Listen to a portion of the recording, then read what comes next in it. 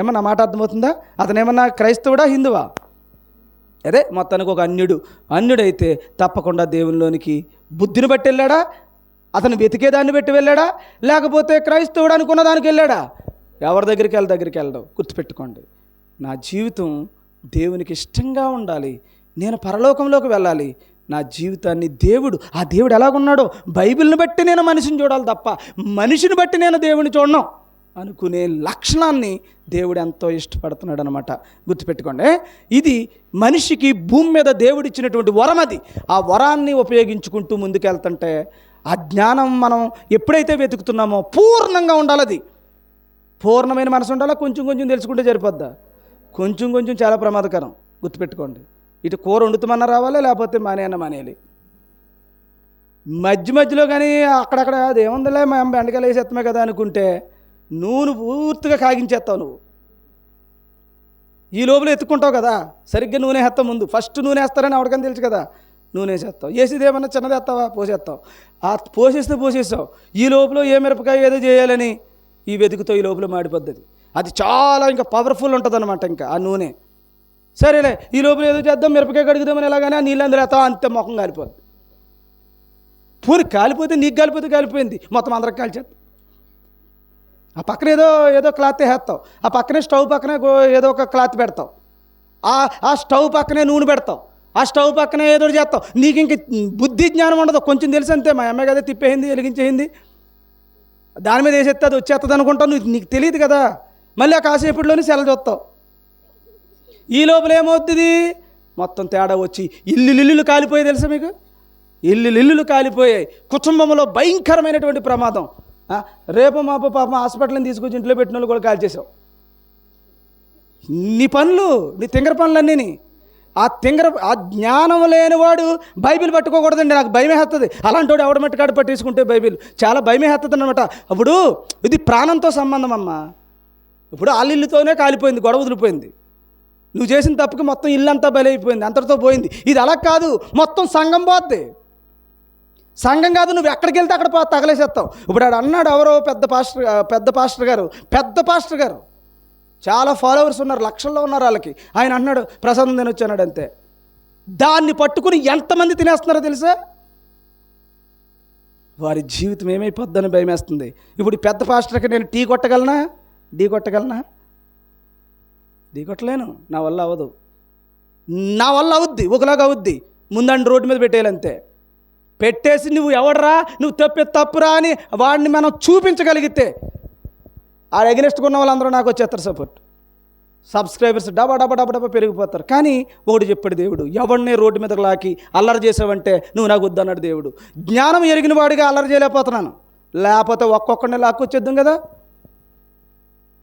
కానీ ఎట్టి పరిస్థితుల్లో చేయలేకపోతున్నాం. భయం వేస్తుంది. ఎందుకు భయం వేస్తుంది? దేవుడు ఎక్కడికెక్కడ ఆటంకాలు పెట్టేశాడు. నువ్వు వెళ్ళడానికి లేదు. ఆడు బుద్ధి బాగుంటే నేనే పంపుతాను, నువ్వు కంగారు పడకు. బాగలేనప్పుడు నువ్వు ఎందుకు వెళ్తావు? నో అంటున్నాడు అంతే. నో అన్నాడు కాబట్టి నేను ఎలా చెప్పేసి మీ అంక చూస్తున్నాను అంతే. దానికి తగ్గట్టు లక్షణాలు ఎవడుకున్నాయో వాడే వస్తాడు ఆ పనికి.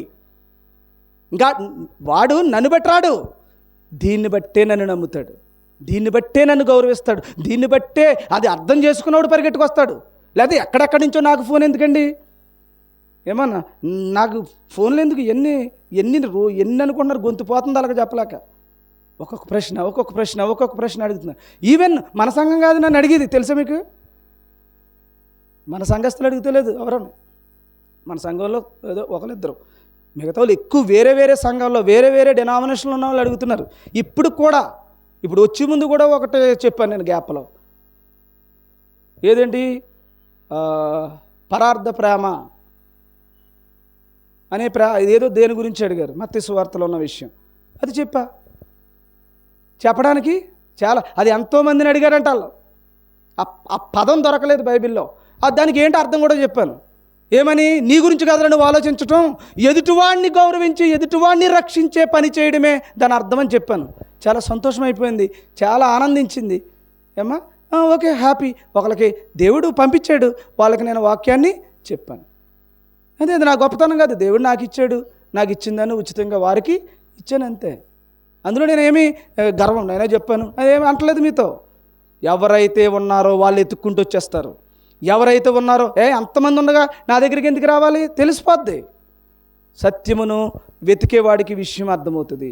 అందుకని నేనేమంటున్నానంటే, పూర్ణమైన జ్ఞానం లేకుండా బైబిలే కాదు ఏది పట్టుకోకూడదు.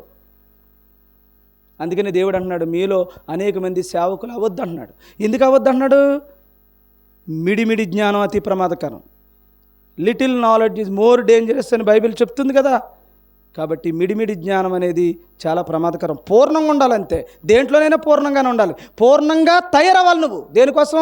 పరలోకం కావాలంటే. పూర్ణం లేకుండా ఏది పడితే అది ఆన్సర్. ఇప్పుడు ఫర్ ఎగ్జాంపుల్ నేను ఏదో అడిగారు, బైబిల్ నుంచి ఏదో అడిగారు, ఆ పదానికి కానీ ఆ విషయం కానీ నీకు తెలియదు అనుకో. ఇప్పుడు తెలియదంటే ఊరుకుంటావు నువ్వు?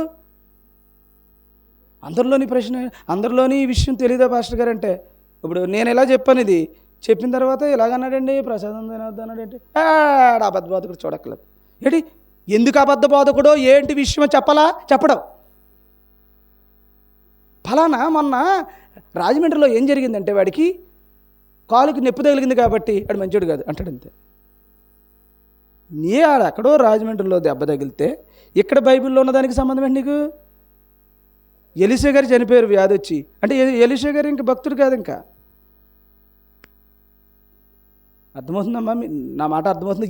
ఏ ఎగ్జాంపుల్ తెస్తున్నారో చూడండి. కయ్యను చిన్న వయసులో చనిపోయాడు. అబ్బే కయ్యను అంత దుర్మార్గం. ఇప్పుడు బైబిల్ చెప్తుంది కాబట్టి ఇక హేబేలు నీతిమంతుడని చెప్తున్నాం. మరి హేబేలు చిన్న వయసులో చనిపోయాడు. ఒక అన్నయ్య మీద పడిపోయి చంపేయాడు అండి. చంపేసినోడు మాత్రం బోలని రోజులు బతికాడు, చచ్చిపోయినాడు మాత్రం చిన్న వయసులోనే చనిపోయాడు. స్టీఫెన్ని అందరూ సంఘంలో ఉన్న వాళ్ళందరూ రాళ్ళతో కూడా చంపేశారు. మామూలుగా చెప్పాలంటే దిక్కుమాల చావు కింద మనకి అందరూ కాపాడి దిక్కు కూడా లేదు. రాళ్ళతో ముద్ద కింద కొట్టేశారు. ముద్ద కింద కొట్టేస్తుంటే ఆ కొడుతున్నప్పుడు ఆయన అంటున్నాడు, ప్రభువా వీళ్ళని క్షమించు అంటున్నాడు. వాళ్ళ మీద ఈ పాపం ఏది ప్రభు అని క్షమించు. ఇదేమో మన రూలు, బైబిల్ సత్యం రూలు. అదే మనల్ని ఎవరనుకుంటానుకో, నువ్వు నీ కుటుంబం మొత్తం సర్వం. ఎవడైనా పొరపాటున నిన్నేమన్నా అంటే మొత్తం అందరూ ఊరంతా శాపనార్థాలు ఎట్టేస్తాం మనం. నువ్వు క్రైస్తవుడు అప్పుడు కాదు, నీకే తెలిసిపోతుంది కదా. నేను ఎప్పుడైనా రియాక్ట్ అయినంటే ఒక దాంట్లో దగ్గర రియాక్ట్ అవుతాను. ఇండివిజువల్గా నాకు వద్దు.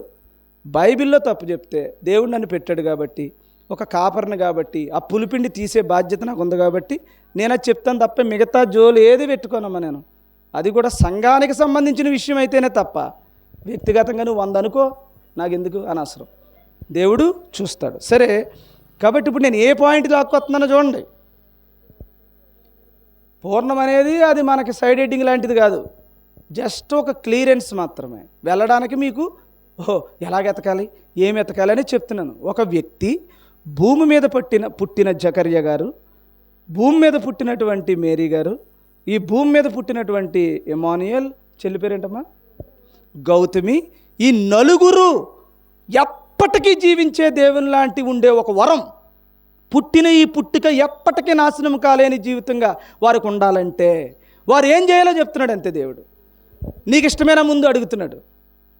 జకర్య గారు మీకు ఇష్టమా, మేరీ గారు మీకు ఇష్టమా, నన్ను తడుములాడడానికి మీకు ఇష్టమైతేనే సుమి, ఇష్టం లేకపోతే ఈ 70 సంవత్సరాలకి ఆ తప్పిపోయిన కుమారుడికి ఎలాగైతే ఆస్తి పనిచేసానో మీకు ఏ లోటు లేకుండా అన్నీ ఇచ్చేస్తాను. తింటావా నీ ఇష్టం, ఇంక నువ్వేం చేసుకుంటావు చేసుకో.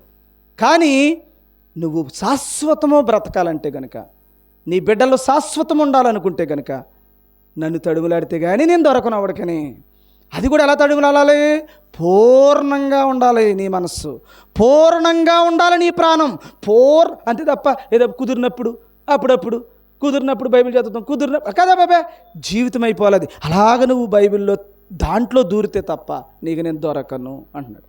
ఏమో ఎంత శ్రద్ధ పెట్టాలో బైబిల్ మీద మీరు ఆలోచించేయండి.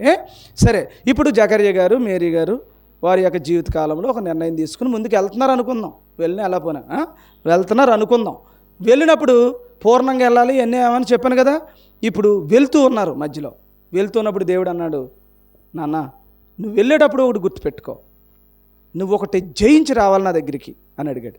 జయించి రావాలి. నువ్వు దేని జయించి రావాలి? సాతాను తల చెత కొడితే కానీ నువ్వు నా దగ్గరికి రాలేవు అన్నాడు. మళ్ళీ ఇప్పుడు ఏంటిది? క్రైస్తవుడు పూర్ణమైన జ్ఞానం కలిగిన వాడు. క్రైస్తవుడు అంటే మళ్ళీ ఎవడో చర్చిలో కూర్చున్నవాడు కాదు. మీరు బాగా గుర్తుపెట్టుకోండి, ఎప్పుడు మోసపోతున్నారు. ఒరే వాడు మన క్రిస్టియనే, మనం అనుకుంటుంటాం, ఇక్కడ ఇలాగ అనుకుంటూ ఉంటాం. ఆడి దగ్గర సిలువ చూసామనుకోండి, మన క్రిస్టియన్. ఆడి పేరు చూసామనుకోండి, క్రిస్టియన్ రా, మనోడే. కాదు, వాడు మీవాడు కాదాడు, వాడు సాతాను వాడు. గుర్తుపెట్టుకోండి, క్రైస్తవుడు అని పేరు పెట్టుకున్నవాడు అవ్వడు క్రైస్తవుడు కాదు. అలాగని ఆడు హిందూ అని పెట్టుకున్నాడు కాబట్టి ఆడు క్రైస్తవుడు కాకపోవడం. గుర్తుపెట్టు, ఎవడో దేవుడికి తెలుసు అంతే. ఎలా తెలుస్తుంది? సత్యాన్ని అన్వేషించేవాడే ఆడు. ఆ సత్యాన్ని అన్వేషించేవాడు ఎలాగుంటాడో మీకు చిన్న మాటలో చెప్తున్నాను, గుర్తుపెట్టుకోండి. ఎలా ఉంటాడో చెప్తున్నాను. క్రైస్తవులు అందరూ ఎలా ఉంటారంటే, నిజమైన క్రైస్తవులు ఎలా ఉంటారంటే, వాళ్ళు తిన్న రూపాయలు బాత్రూములు కడిగి కష్టపడి సంపాదించి ఇండియాలో మంచి సేవ జరగాలని వాళ్ళ డబ్బులు పంపుతుంటే, ఆ డబ్బులతో ఈ రోజున మన పిల్లలనేమో మనం కనేస్తున్నాం, కనేసి హాస్టల్ వేస్తున్నాం వాళ్ళని. చూడండి, ఆలోచన చేయండి, జాగ్రత్తగా ఆలోచించేయండి. అవి క్రిస్టియన్స్. ఎవరు క్రిస్టియను? వాళ్ళు కష్టపడి సంపాదించి ఎంతో అహర్నిశలు కష్టపడినటువంటి డబ్బు ఈ రోజున ఇండియాలో గవర్నమెంట్లు చేయలేనంత ఎడ్యుకేషన్ మొత్తం. ఇప్పుడంటే క్రైస్తవులు చూసి వీళ్ళ ఇస్కాన్ ఇలాంటి వాటిని నేర్చుకున్నారు కొన్ని. ఇప్పటికే వాళ్ళు ఇస్కాన్ నుంచి కొంచెం భోజనాలు పెట్టడం అది చేస్తున్నారు.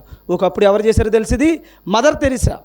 అనుకున్న వాళ్ళు, మన ఇండియా అనుకున్న వాళ్ళు, మన జాతి అనుకున్న వాళ్ళు, వీఆర్ ఇండియన్స్ అనుకున్న మనోళ్ళు ఏం చేశారో తెలుసా? కుష్ఠరోగం ఉన్నవాడిని ఊరి చివరికి గెంటారు. నువ్వెవడవి? శూద్రుడివి, నువ్వు హరిజనుడివి, నువ్వు ఆడికీడికి పుట్టిన గాలిగాడివని నువ్వు హరిజనుడని పెట్టి నిన్నేమో ఊరి చివరికి గెంటారు.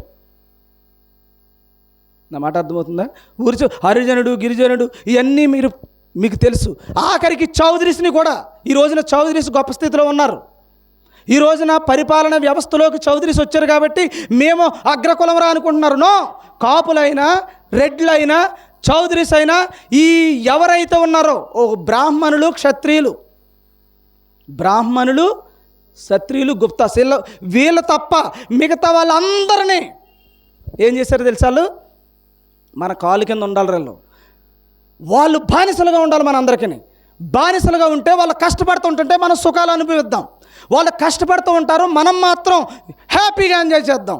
మనం అలా వీధిలోకి వెళ్తే వాడి ఇంటికాడ ఒక పెద్ద పనసకాయ కాసిందనుకోండి, మీ ఇంటికాడ ఇంకా నిన్ను అడుగుతుంగట్లేదు, ఇంకా పనసకాయ ఇంటికి పంపించు, అలాగే బాబు గారు పనసకాయ పంపిస్తా అంటే నిన్ను దాసుడిగా, నిన్ను ఒక శూద్రుడిగా, నిన్ను ఒక తక్కువగా, అంటే నువ్వు ఆడవాళ్ళే నువ్వు బతుకుతావు, నువ్వు కష్టపడుతూ ఉంటావు. వీడు మాత్రం ఎలాగుంటాడు? కాలు మీద కాలు వేసుకుని అనుకున్న దాంతో వచ్చేది ఇంటికి. ఆఖరికి పెళ్లి చేసుకున్న భార్య కూడా ముందుడి దగ్గరికి వెళ్ళాలి. తెలుసా మీకు? తెలియదులేండి, అలాంటివి ఏం తెలియదు, కలిసిపోయాం కదా ఇప్పుడు. కాబట్టి పెళ్లి చేసుకున్న భార్య కూడా ముందు అక్కడికి వెళ్ళాలి. గుర్తుపెట్టుకోండి, అంత నీచంగా ఈ జాతిని తయారు చేశారు. ఈ జాతిని కాదు, అందరూ అలాగైపోయారు. అందుకని నువ్వు పెళ్లి చేసుకుంటే నీకో మంత్రం, వాళ్ళు పెళ్లి చేసుకుంటే వాడికో మంత్రం. చూసారా? మంత్రం కూడా మార్పే పెళ్లిలో. మళ్ళీ నీకు జరగాలంటే మళ్ళీ నీ వాడే చేయాలి అక్కడ పూజారి, మళ్ళీ వాళ్ళకి రాడు. చూసుకోండి ఎలాగ నిన్ను ఈ స్థాయిలో ఇలాగ నిలబెట్టేసి కొట్టేస్తున్నటువంటి జాతిని ఏం చేశారో తెలుసా? చౌదరి సందరో దిక్కుని కూర్చుని కమ్మాలని ఊరాలని ఇవన్నీ మీకు హిస్టరీలో, చరిత్రలో వాళ్ళు తీసుకున్న నిర్ణయాల్లో, వాళ్ళ పెద్దోళ్ళు తీసుకున్న నిర్ణయాలను బట్టి వాళ్ళు ఎలా బతికారో చెప్తున్నాను మీకు. జస్ట్ వాళ్ళు ఎలాగ ఆ స్థాయిని దాటి వచ్చారో చెప్తున్నాను. ఈ రోజున చంద్రబాబు నాయుడు గారు కానీ, ఎన్టీ రామారావు గారు కానీ, వాళ్ళందరూ కూడా రాజ్యాధికారాన్ని ఎందుకు చేపట్టారో అని చెప్తున్నాను మీకు. లేకపోతే వైఎస్ రాజశేఖర రెడ్డి గారు కానీ, జగన్ గారు కానీ, వాళ్ళు ఎందుకు రాజ్యాధికారానికి వచ్చారు, నువ్వు నేను ఎందుకు ఇలా తగలడ్డామో అనే విషయం చెప్తున్నాను మీకు. జస్ట్ కొంచెం అలవాటు చేసుకోండి, కనీసం మనస్సు మార్చుకోండి. ఇప్పటికైనా ఈ జీవితాలని కొంచెం మార్చుకోండి. ఏమ్మా? సరే, అయితే ఏం చెప్పాను? మీరు మర్చిపోతుంటారు. సీరియల్లో ఉందా మీకు? సరే, అయితే ఇప్పుడు వీళ్ళు ఏం చేశారంటో దిక్కున, మనందరం కూడా మన వాళ్ళందరినీ జాగ్రత్త పడాలి, మన వాళ్ళందరూ డబ్బులు సంపాదించాలి, వ్యాపారాలు చేయాలి, ఇవన్నీ చేయాలని వాళ్ళకున్న ముందున్న వాళ్ళందరూ కూడా. అందుకని ఒక చౌదరిలో పేదోడు ఉంటే పేదోడికి లిఫ్ట్ ఇచ్చి పైకి లాగుతారు. టైం వస్తే వాళ్ళందరూ కలుస్తారు. అర్థమవుతుందా మీకు? మనం రాజ్యాధికారం చేపట్టాలి, బాగా ఆస్తులు సంపాదించాలి, ప్రతిదానికి డబ్బేరా మూలం అనుకుని వాళ్ళ పెద్దలు, వాళ్ళు ముందు నుంచి వస్తున్నటువంటి తరాలు, వాళ్ళు ఒక టార్గెట్ పెట్టుకుని ఈ 100 సంవత్సరాల్లో మనం ఇది సాధించాలనుకుని ముందు నుంచి వెళ్ళి కష్టపడి ప్రతి రూపాయి వాళ్ళు సంపాదించి ఆస్తులు కూడగట్టారు. ఆస్తులు కూడగట్టి ఇప్పుడు ఇవన్నీ కలిపి రాజ్యాధికారాన్ని చేపట్టారు. మనోడు 10 రూపాయలు తెస్తే ముందు అర్జెంటుగా ఎక్కడుంది ఈ ఏరియాలో ఉన్న వైన్ షాప్ ఎక్కడా, బెల్ట్ షాప్ ఎక్కడా, ముందు తాగేయాలి, తాగేసేసి కిడ్నీలు మొత్తం 2 తీసేస్తే 3వ కిడ్నీ ఉంటే అది కూడా తీసేద్దాడు. ఏమ్మా నీ జీవితం ఏమో ఎలా తగలడింది, నీకు ఇంక ఏమీ లేదు, ఒక రాజ్యాధికారం లేదు, ఒక ప్రణాళిక లేదు. పొరపాటున నీ ఓడు అవడన్నా వెళ్తాడు అనుకో, టపాలను కాలెట్టుకుని కిందకి లాగేయాలండి. అన్ని ఎదగనేవో నువ్వు ఎదగో.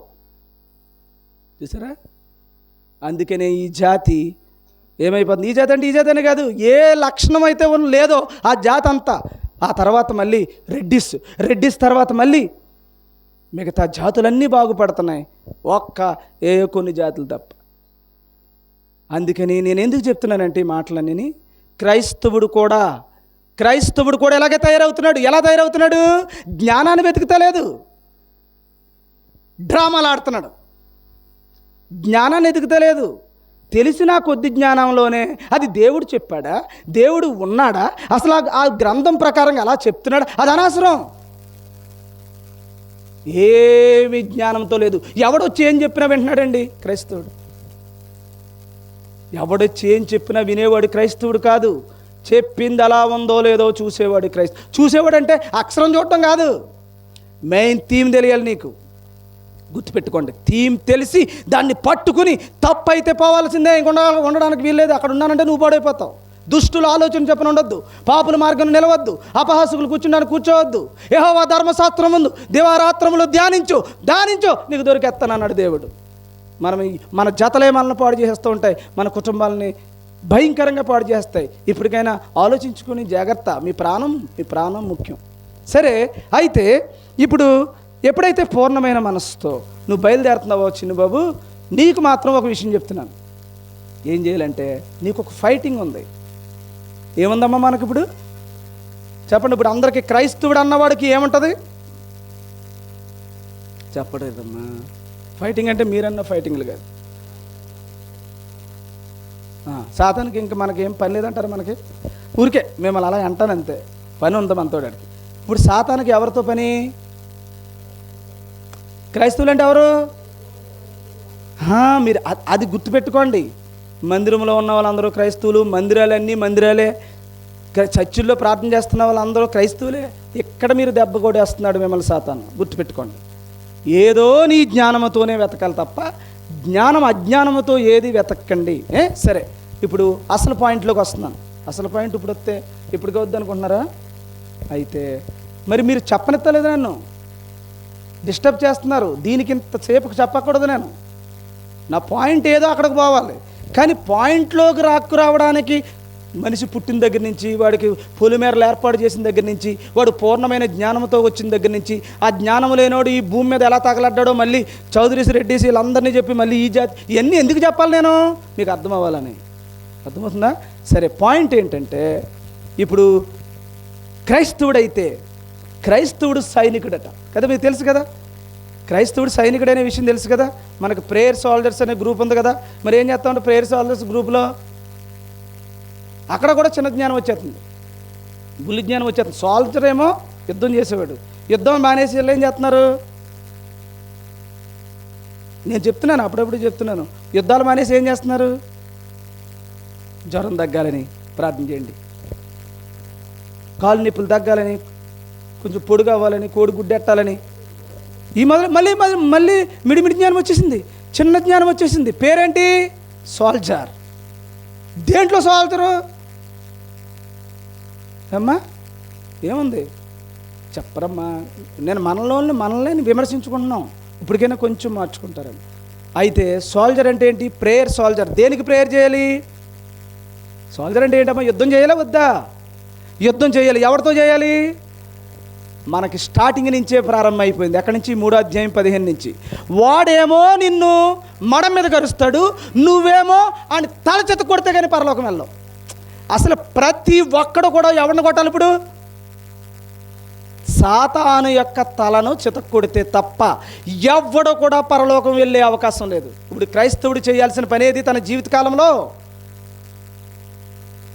ఇప్పుడు మీ పని అమ్మా చెప్తున్నాను, క్రైస్తవుడు అయితే అడిగి పనేది.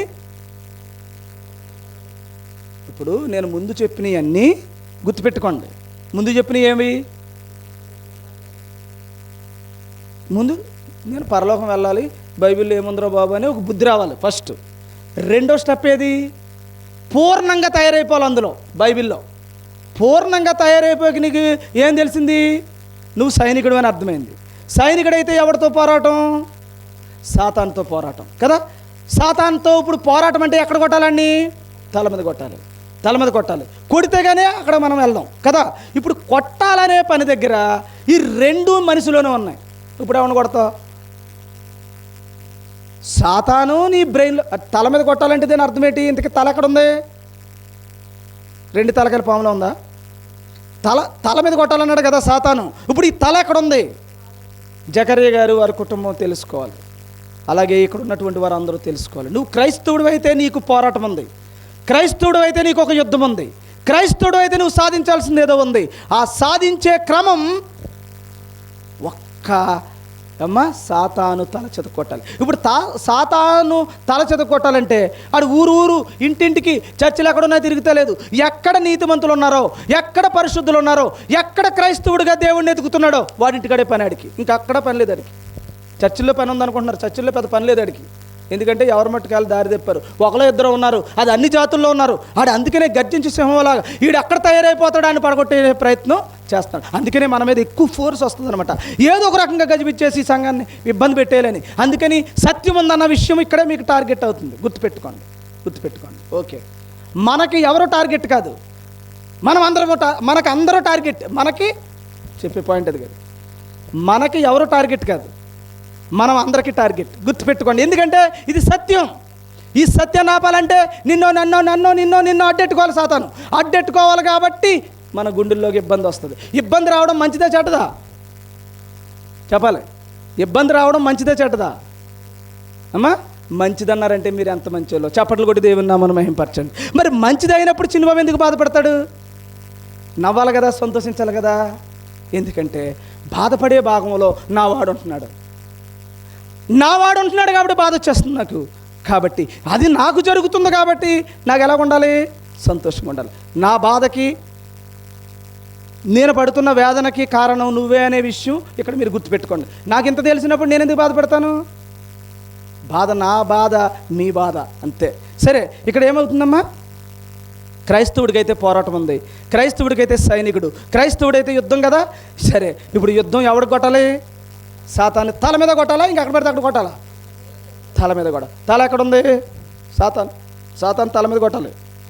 ఎక్కడుంది సాతాను? మనలోనే ఉంది. ఇప్పుడు అంటే మన ఆలోచనలో ఉంది కదా. మన ఆలోచనలో ఉంటే ఇప్పుడు ఆలోచనలో ఉన్నవాడిని ఎలా కొట్టాలి? ఇది అన్నమాట కాన్సెప్ట్. చెప్పండి, ఎలా కొడతారు?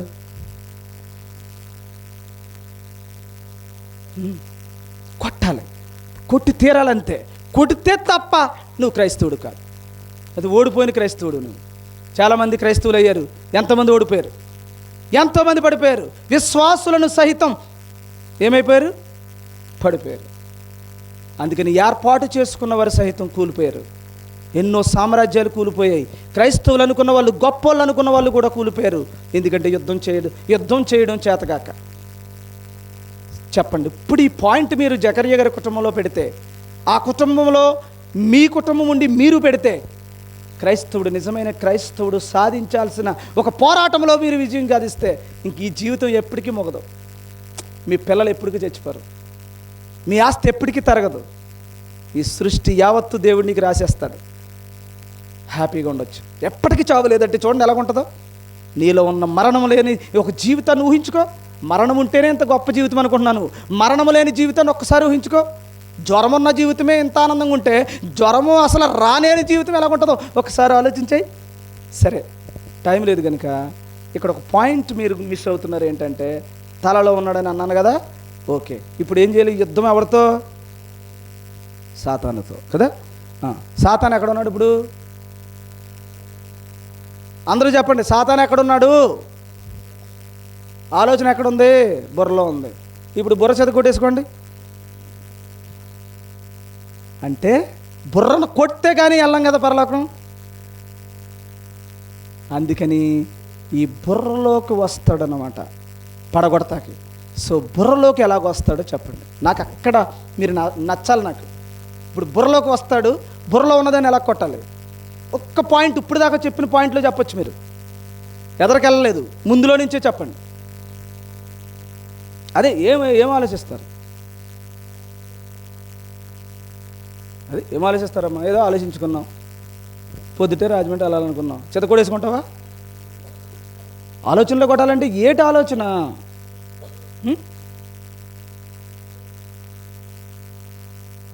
అదేమ్మా, నువ్వు చెప్పేది కరెక్టే, అది నాకు తెలుస్తుంది. కానీ ఏంటి, ఏ ఆలోచన కొట్టేస్తావు? చెడ్డ అనే ఒక అడ్రస్ వచ్చింది కదా, వెరీ గుడ్. చెడ్డలో నుంచి వస్తాడు ఆడని. చెడ్డ నీకు ఏంటి, ఎలా తెలుస్తుంది?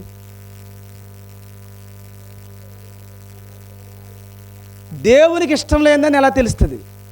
ఈ రోజున దేవునికి ఇష్టం లేని అన్నీ దేవునికి ఇష్టమై ఉన్నాయని చెప్పుకుంటున్న రోజులు ఇవి. నా మాట అర్థమవుతుందా? ఇప్పుడు చర్చిలో ఆరాధన అంటే ఏది? అంటే నీకు చెప్తున్నాను, ఇష్టం లేనిది ఏదో ఇష్టమని చెప్పుకుంటున్నాం కదా దేవునికి. సో ఆరాధన ఏది చెప్పండి? తెలియదు. ఇక ఆరాధన చేయకుండా ఎవడని వెళ్తాడు పరలోకం? మీకు తెలిసిన ఆధారం చెప్పండి, జనరల్గా జరిగే ఆరాధనలు చెప్పండి. అందరూ లేచి నిలబడదాం, ఆరాధన చేసుకుందాం, ప్లీజ్ స్టాండ్ అప్ ఎవ్రీబడి అనగానే ఆరాధనకి ఎవరైనా లేస్తారు. లేచిన వెంటనే మనం ఏం చేద్దామంటే పరిశుద్ధ గ్రంథం నుంచి అపొస్తలుల కార్యాలు 18వ అధ్యాయం మొదటి నుంచి చివరి వరకు చదువుకుని ప్రభు చిత్తాన్ని మనం నెరవేర్చుకుందాం. ఏదో కొత్త అంత అయిపోయింది. ఆ బైబిల్ చదివేస్తాం. లేకపోతే కొంతమంది అయితే 3 ఎక్కడి నుంచి, పాత నిబంధన నుంచి, క్రొత్త నిబంధన నుంచి, పత్రికల నుంచి 3 చదివి, పాత నిబంధన లేదంటావు నువ్వే, కొట్టేశారు యెహోవా లేడంటావు, మళ్ళీ యెహోవా ఉన్న పాత నిబంధన చదివి. అదే అంత వెరైటీ మనం. సరే మొత్తం 3 చదివించావు. చదివించిన తర్వాత ఇప్పుడు అంత ఊపున్న పాట ఒకటి ఎత్తుకోవాలి. చూడండి, అంటే నేను నవ్వుతాం కాదు, బాధపడండి. నిజంగా ఇది ఆరాధన అయితే, ఇది ఆరాధన అయితే, నేను రికార్డింగ్లోనే కదా ఉంది, ఇది ఆరాధన అని దేవుడు అంటే మీరు నన్ను ఏమైనా చేయొచ్చు. ఆరాధన ఏంటో చెప్తాను ఇప్పుడు. మీకు ప్రతి మాటలోని వచ్చేస్తుంది విషయం. సో పాట పాడి ఊపు, మళ్ళీ మామూలు ఊపా. మనకి ఇంకా టైం బాగుండి జాజది పోయింది. జాజ్ ఉన్న రోజులు ఎలాగుంటుంది, దాడిచేవారు. ఈ లోపల ఇది మొత్తం ఒక రకమైన ఊపు అనమాట. ఒక సరదాగా ఊపు రప్పించిన పాట తీసుకుని చెప్పండి. పోదాము అనగానే కాంగో అంటది. పైన మోదాము సువార్త చెప్పబోదాము ఎవరిబడి అంటే అప్పుడు ఎలాగుంటుంది ఊపు? అమ్మా అక్కడే పోదాం, ఎక్కడికి పోదాం, ఎక్కడికి వెళ్దాము, యేసయ్యా మొత్తానికి ఏదో పాడేస్తే ఇంతకీ సువార్తకి వెళ్తే తెలుస్తుంది. ఎక్కడుండి ఎక్కడికి వెళ్దాం కాదు, అక్కడికి వెళ్తే అక్కడ ఎవడన్నా నెత్తి మీద వేస్తే అప్పుడు తెలుస్తుంది సువార్త అంటే ఏంటో. ఎక్కడుండి నువ్వు సువార్తకి వెళ్దాం కాదు. కాబట్టి పాట పాడి ఇలా చేసి అలా చేసి ఊపు రప్పించి ఇంకోటి చేస్తే ఆరాధనని ఎవరంటారు చెప్పండి ఒకసారి? తప్పుని ఇప్పుడు ఎవరు చెప్పారనుకుంటున్నారు? దేవుడు చెప్పని దానిని ఇది దైవోపదేశమని మనుషులు వ్యర్థముగా నన్ను ఆరాధన చేస్తున్నారు. అప్పుడైనా ఆలోచించాలి కదా, నేను చేసే ఆరాధన వ్యర్థమైందా నిజమైనదని. అండి బైబిల్ చదువుకోవడం తప్పంటలేదండి, నేను లేచి నిలబడి బైబిల్ చదవడం తప్పంటలేదు, పాట పాడడం తప్పంటలేదు. అది ఆరాధన అంటున్నావు చూడు, అది తప్పంటున్నాను నేను. గుర్తుపెట్టుకోండి. మరి నేను అలాగే లేచి నిలబడమంటున్నాను, బైబిల్ చదివిస్తున్నాను, నేను కూడా పాట పాడిస్తున్నాను. కానీ ఆరాధన అనడానికి నాకు భయం అసలు అన్నం. ఎందుకన్నా? జ్ఞానం పూర్ణంగా ఉంది కాబట్టి. జ్ఞానం లేనాడు ఏమంటాడు? ఆరాధన చేసుకుందాం లేదు లేనివ్వండి. నీకు బుద్ధి జ్ఞానం ఉండాలి కదా. పూర్ణమైన జ్ఞానంతో చేస్తే, పూర్ణం లేకపోతే దేవుడు చెప్పలేందని చెప్పాడంటావు అంతే. మొత్తం ఎంటైర్ సమాజం అంతా కూడా తలకిందులైపోతుందంటే జీవితంలో. ఇప్పుడు చెప్పండి, దేనికి చెప్పనేది? తప్పమ్మ, మీరు అలా మాట్లాడకండి. నేను ఊరికే ఆరాధన తప్పు అన్న కదా, ఏదో విషయం చెప్పడానికి ఇందులోకి వచ్చా అమ్మా.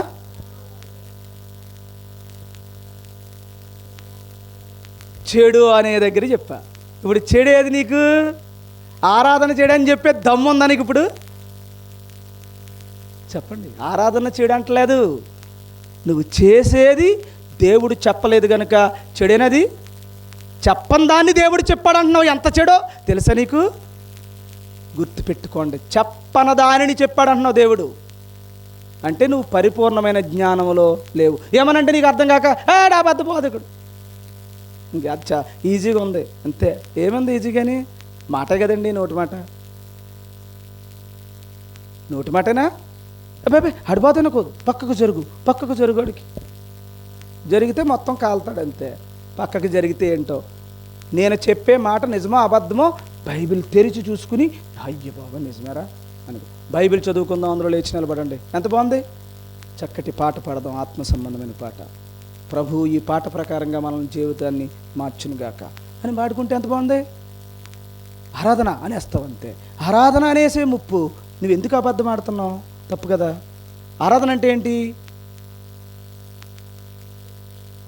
ఆరాధన అంటే ఏంటి? ఇప్పుడు చెప్తున్న జీవితం అనమాట. ఏది? సాతాన్ని తల చితక్కొట్టే పని ఉంటుంది. ఇప్పుడు చితక్కొట్టే పనిలో ఆరాధన రావాలి. ఆరాధనలో ఏమేమి ఉంటాయి చెప్పండి త్వరగానే, స్పీడ్గాని. ఆరాధన వెళ్దానప్పుడు ఇంకా ఆధారణలు ఏముంటాయని మీకేం తెలుస్తుంది? పాతన మందనకు పోండి. పాతన మందనకు పోతే కానీ అడ్రస్ తెలదు ఎవరికైనా. గుర్తుపెట్టుకోండి, పాతన మందనం నెరవేర్చి స్థిరపరిచి అందులో ఉన్నటువంటి క్రియారూపంలో ఉన్న దానిని విశ్వాస భాగంలోకి తెచ్చి చెప్పండి అంతే. టకా అయిపోద్ది విషయం అంతా. ఆరాధన అంటే తెలుస్తుంది. ఆరాధన చేయడానికి ఎక్కడికి వెళ్ళారు? సియోను తెలుసు కదమ్మా, మళ్ళీ చెప్పేస్తారు. వెళ్ళారు. వెళ్ళేటప్పుడు నైవేద్యం పట్టుకెళ్ళాలా, ఊరికి వెళ్ళిపోతాడా అమ్మా? అందుకే తల్లి, ఏదైనా పట్టుకెళ్ళాలా, ఒట్టి చేతులు తెలవచ్చా చెప్పండి? ఆరాధన చేయాలంటే చేతులు ఏమి ఉండాలి? కొర్రె కానీ, మేక కానీ, కోడి కానీ, పావురం కానీ ఉండాలా? ఉండక్కర్లొద్దా చెప్పండి? ఉండాలి. ఉండకుండా అవుద్దా? అవదు. ఇప్పుడు అది బలిపీఠం మీద తెగాలి. ఆ రక్తం గిన్నెలో పట్టాలి. పట్టిందాన్ని ఎక్కడ తీసుకెళ్ళాలి? సేవకుడి దగ్గరికి తీసుకెళ్ళాలి. సేవకుడు ఎక్కడ తీసుకెళ్ళాలి? దాన్ని అంతటితో అయిపోలేదు మరి సేవకుడి దగ్గర. అక్కడి నుంచి మళ్ళీ ఎక్కడ తీసుకెళ్ళాలి? మందసం దగ్గర తీసుకెళ్ళాలి. కృపాసనం దగ్గర పెట్టాలి. పెట్టిన తర్వాత మళ్ళీ దాన్ని తిరిగి తీసుకొచ్చి నీకు ఇవ్వాలి. అదే మనకి హిందూ ధర్మంలో పూజారి అర్చన చేస్తామంటే తెలుసా మీకు? మనకు అది తెలదు, ఇది తెలదు. వెళ్తాడు పంతులు గారి దగ్గరికి వెళ్ళి కొబ్బరికాయ, అరటిపళ్ళు అవన్నీ తీసుకుని వెళ్ళి పంతులు గారి చేతిలో పెట్టి మా యొక్క పాలపర్తి నామదస్య అనే దాని మీద మీరు ఇది చేయండి అంటే అప్పుడు పాలపర్తి నామదస్య అని ఆయన చేస్తాడా? చేసి ఉత్తినే పంపడండి.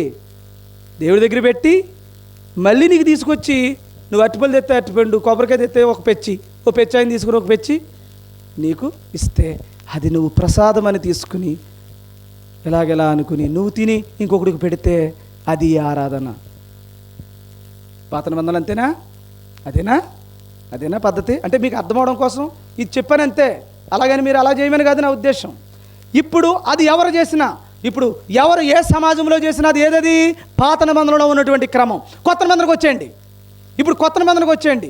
ఇప్పుడు అరటిపండు కనపడకూడదు, కొబ్బరికాయ కనపడకూడదు, ఇంకొకటి ధూపం కనపడకూడదు, దీపం కనపడకూడదు, నైవేద్యం కనపడకూడదు. కనపడలేనిది ఏదో పట్టుకుని రండి. ఇప్పుడు రావాలా?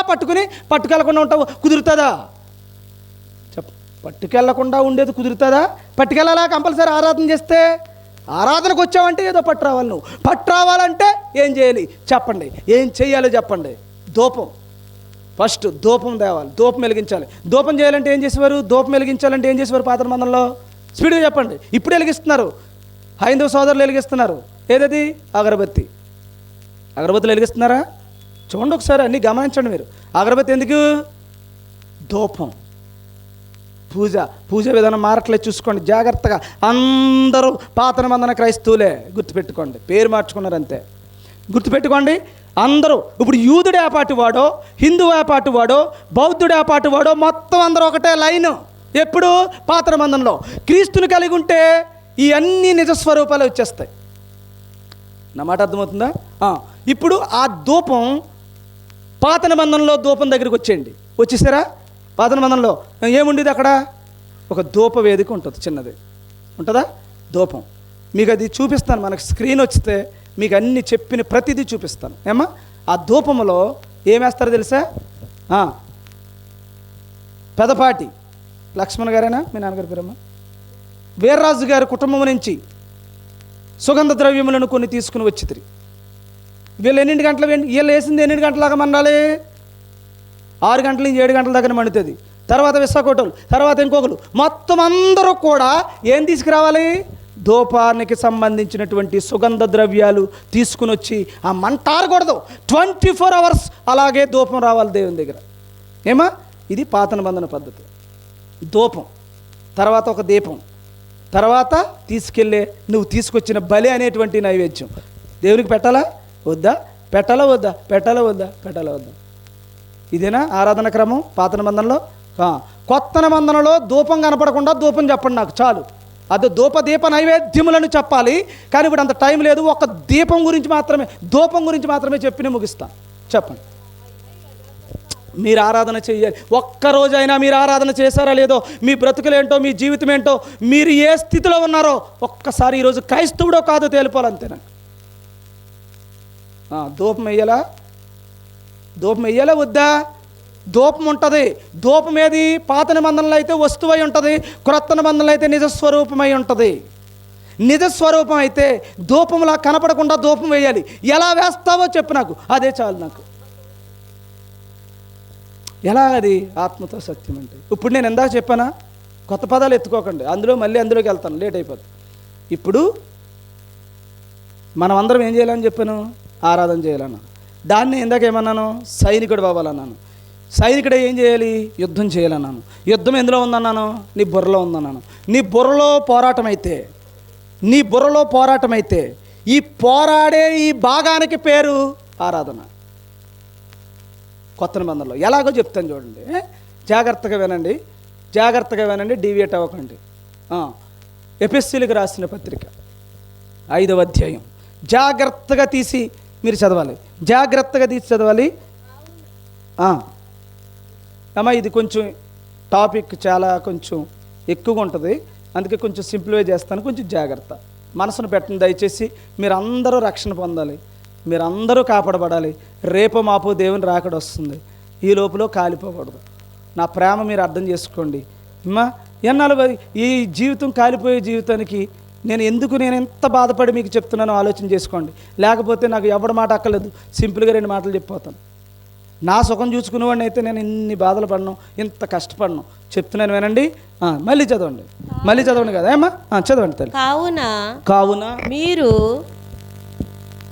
ప్రియులైన పిల్లల వలె దేవుని పోలి నడుచుకునుడి. క్రీస్తు ఎవరు? మీరు అనే సంబోధన ఎవరు? మీరు అనే సంబోధన ఎవరు? అక్కడ ఎపిఎస్సిలో అందరూ వెళ్తారా? వెళ్ళరు. అప్పుడు మీరు ఎవరు అవుతారు?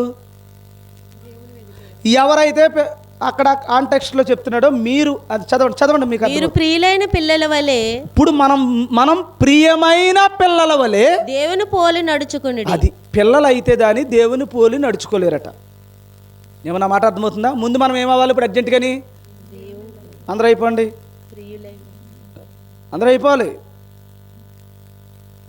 ఓం భీం అనగానే మీరు ఏమైపోవాలి ఇప్పుడు? పిల్లలు అయిపోతే ఏం చేస్తారు? చిన్న ఎగ్జాంపుల్ చెప్పనా? లేట్ అవుతుంది.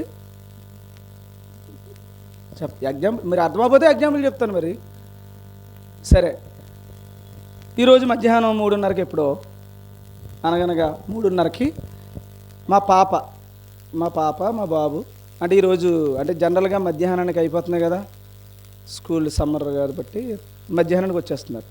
ఇలా ఆడుకుంటున్నారమ్మా. నేనేమో బైబిల్ చదువుతున్నాను. ఒక ఇంపార్టెంట్ పాయింట్ రాయాలని డైరీ దూరంగా ఉంది. నా ఒళ్ళోనేమో బైబిల్ ఉంది. దాంతోపాటు నేనేంటంటే దీనికి అది దాన్ని ఏమంటారు, పవర్ బ్యాంక్ పెట్టుకుని, అది కొద్దిగా బరువుగా ఉంది, లేవడానికి అనుకూలంగా లేదు. మా పాపను పిలుస్తున్నాను, రెనీ రెనీ రెనీ అని పిలుస్తుంటే అక్కడే ఉంది చూడదే, వాళ్ళు ఆటలాడుకుంటున్నారు, వాళ్ళ పల్లె వాళ్ళు ఉన్నారు. రెనీ అని పిలుస్తున్నాను, గట్టిగా 3 సార్లు పిలిచాను, వినబడుతుంది కానీ ఆ ఆటల మధ్యలో నా మాటలు లెక్క చేయలేదు. లెక్క చేయకపోతే సర్లే మేమేమో తీసుకుందాంలే అనుకునే లోపల సరే అని తీసుకున్నాను. మళ్ళీ నాకు లోపల రోల్ అయిపోతుంది, ఇన్నిసార్లు పిలిచాను నా కూతురు రాలేదు, ఇదే ఇదే ఇదే డెవలప్ అయిపోతే రేపు పొద్దున్న నా కూతురు పరిస్థితి ఏంటి అని నాకు లోపల ఒక రకమైన భయం వచ్చి, ఖచ్చితంగా దీన్ని మార్చకపోతే నా కూతురికి ప్రమాదం. ఎందుకంటే 70-80 సంవత్సరాలకు నా కూతురు ఆగిపోవడం నాకు ఇష్టం లేదు. శాశ్వత కాలం ఎప్పటికీ మరణించలేని నా కూతురుగా ఉండాలని నేను ఆశపడుతున్నాను. కాబట్టి ఇప్పుడు వెంటనే ఈ లోపల నా ఎదురుగుండానే ఇవన్నీ ఆలోచించుకునే లోపల మళ్ళీ నా ఎదురుగుండానే పరిగెట్టుకుని వెళ్ళి డోర్ తీసుకుని వెళ్ళి అక్కడ ఆడుకుంటున్నాను. వెంటనే పైకి లేచానమ్మా. ఇది కోపంతో చేస్తుంది కాదు, దేంతో చేస్తున్నాను, ఆలోచనతో చేస్తున్నాను. గుర్తుపెట్టుకోండి, ఎవరు కోపం వచ్చి పిల్లల్ని తిట్టినా, కోపం వచ్చి పిల్లల్ని కొట్టినా, కోపం వచ్చి ఏదన్నా అన్ననా, ఒక గ్లాస్ పగిలిపోయిందనో లేకపోతే ఏదన్నా నీకు నష్టం చేసిందనో పిల్లల్ని తిట్టావంటే నువ్వు శాపగ్రస్తుడిగా అవుతావు. వాళ్ళు తప్పు చేస్తున్నారు, వాళ్ళని కాపాడుకోవాలన్న ప్రేమతో నువ్వేం చేసినా అది దేవుడు నిన్ను దీవెనగా మారుస్తాడు. గుర్తుపెట్టుకోండి, కోపంతో నీకు నష్టం చేస్తే మీ పిల్లల్ని తిట్టకూడదు. పిల్లలంటే అంతే ఏమా, గుర్తుపెట్టుకోండి. ఇక్కడ అది కాదు, వాళ్ళలోకి తెలియని ఒక గుణం, డాడీ మాట వినలేని ఒక గుణం వచ్చింది. గుణం వచ్చినప్పుడు ఇప్పుడు నేను ఏం చేస్తున్నాను, అది ఉతికేస్తున్నాను. ఆ రోజు రాయికేసేస్తున్నాను, ఆ బండకు నేను ఉతికేద్దామని ప్లాన్ అనమాట నాకు. అంతే పిలిచాను గట్టిగా, ఇంకా సీరియస్ మోడ్ మార్చి గట్టిగా అన్నాను, డాడీ అని వచ్చింది. కొంచెం వాయిస్ మారగానే వచ్చి కూర్చుంది పక్కన. నేను ఎన్నిసార్లు పిలిచాను అన్నాను, నేను ఆడుకున్నాను డాడీ అని ఏదో మా పాప మరీ చెప్పేద్ది, ఇలా చెప్తుంది అలా చెప్తుంది. నేను అక్కడ లోపల నవ్వత్తలేదు.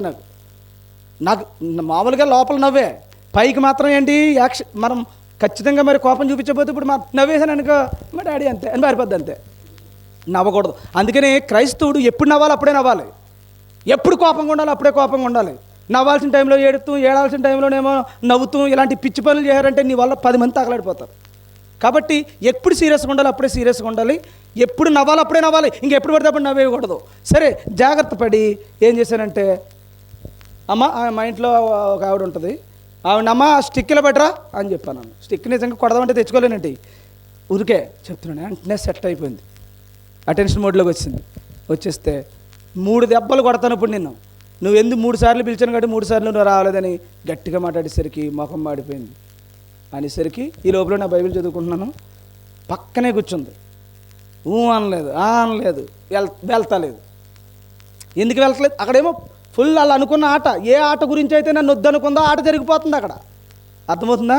ఈ పాప మాత్రం ఈ మాటకి కట్టుబడి అలాగే చూస్తుంది, ముఖం మార్చుకుని, కళ్ళల్లో నీళ్ళు లైట్గా చెమ్మగిలుతున్నాయి, చూస్తుంది. నేనేమో బైబిల్ చదువుతున్నట్టు యాక్ట్ చేస్తున్నాను, యాక్ట్ చేస్తున్నానంటే ఇలా చదువుతున్నాను. నేను పోతుందేమో పోతే అనుకున్నాను. పోకుండా అలాగే ఉండి తన ఇష్టాలను అన్నీ చంపుకుని ఇంకా డాడీ మాట వినాలన్న సెన్స్లో అలాగే ఉంది. అప్పుడు దగ్గరికి తీసుకుని ముద్దు పెట్టి, వెరీ గుడ్, ఎప్పుడు పిలిచినా రేణి అనగానే పరిగెట్టుకు వచ్చేయాలి అని చెప్పాను. అలాగే డాడీ అని పారిపోయింది, ఆడుకోండి. ఇప్పుడు సరి చేశానా, సరి చేయలేదా, సరి చేశానా. ఎక్కడ పుట్టిందో ఆలోచన, ఎక్కడ పుట్టింది ఆవిడికి, దీంట్లో పుట్టింది. దీంట్లో పుట్టిన ఆలోచన ఏం చేశాను, తనతోనే దేవునికి సాతాను తల చెత్త కొట్టించానా, మారిందా మారలేదా, అంతే. ఆ రోజుకి ఆ బుద్ధి, ఆ క్షణానికి ఫైటింగ్తో తనలో ఉన్నటువంటి ఆ గుణాన్ని తీశాను. అర్థమవుతుందా మీకు. ఇప్పుడు చెప్పండి, ఇప్పుడు ఏం చేయాలి, తలలో ఫైటింగ్ కదా, తలలో ఫైటింగ్ కాబట్టి ఇప్పుడు ఆ ఎగ్జాంపుల్ క్రోడీకరించుకుని ఇప్పుడు పిల్లలు అవ్వండి. వాట్ ఈజ్ పిల్లలు ఇక్కడ, ఇప్పుడు ఎంతో చెప్పండి, పిల్లలు ఎవరు,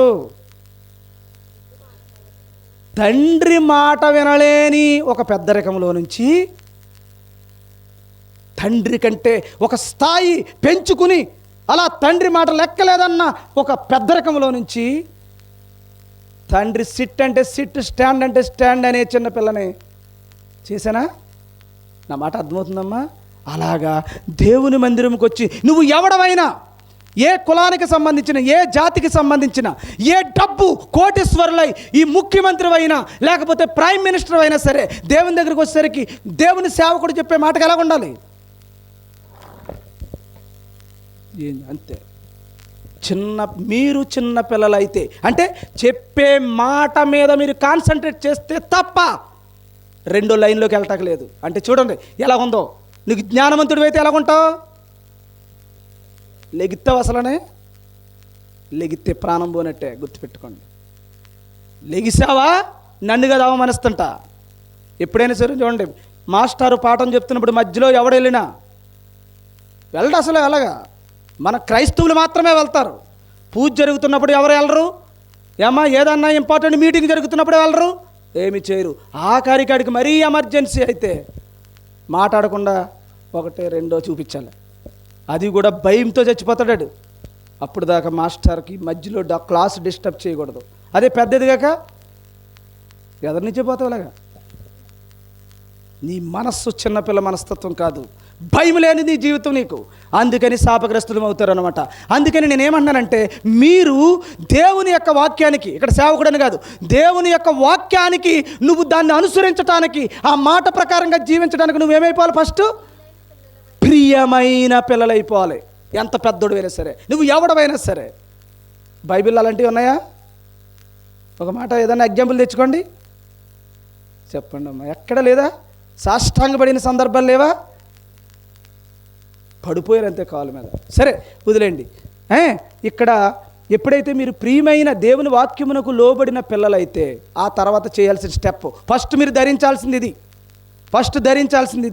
తర్వాత ఇప్పుడు మిమ్మల్ని ప్రేమించి ఎవరైతే దేవుని మాటకు లోబడి ఆ జ్ఞానము కొలది మీరు అధిక పెరిగి దేవునికి ఇష్టంగా ఉంటారో అప్పుడట మీకు రెండో స్టెప్ ప్రారంభమవుతుంది. అప్పుడు క్రీస్తు మిమ్మును ప్రేమించి, ఇప్పుడు ప్రేమిస్తున్నాడట, క్రీస్తు మిమ్ములను ప్రేమించి మీ కొరకు పరిమళ వాసన. అక్కడ ధూపం వేస్తే ఏమొచ్చింది? ఉండుటకు మన కొరకు నా పాత నిబంధనలో ధూపం ఏముంటుంది? పరిమళ వాసన. ఇక్కడ మనిషి జీవితము దేవునికి ఇష్టమైనదిగా మార్చుకుంటే అతని బ్రతుకేమొస్తుంది?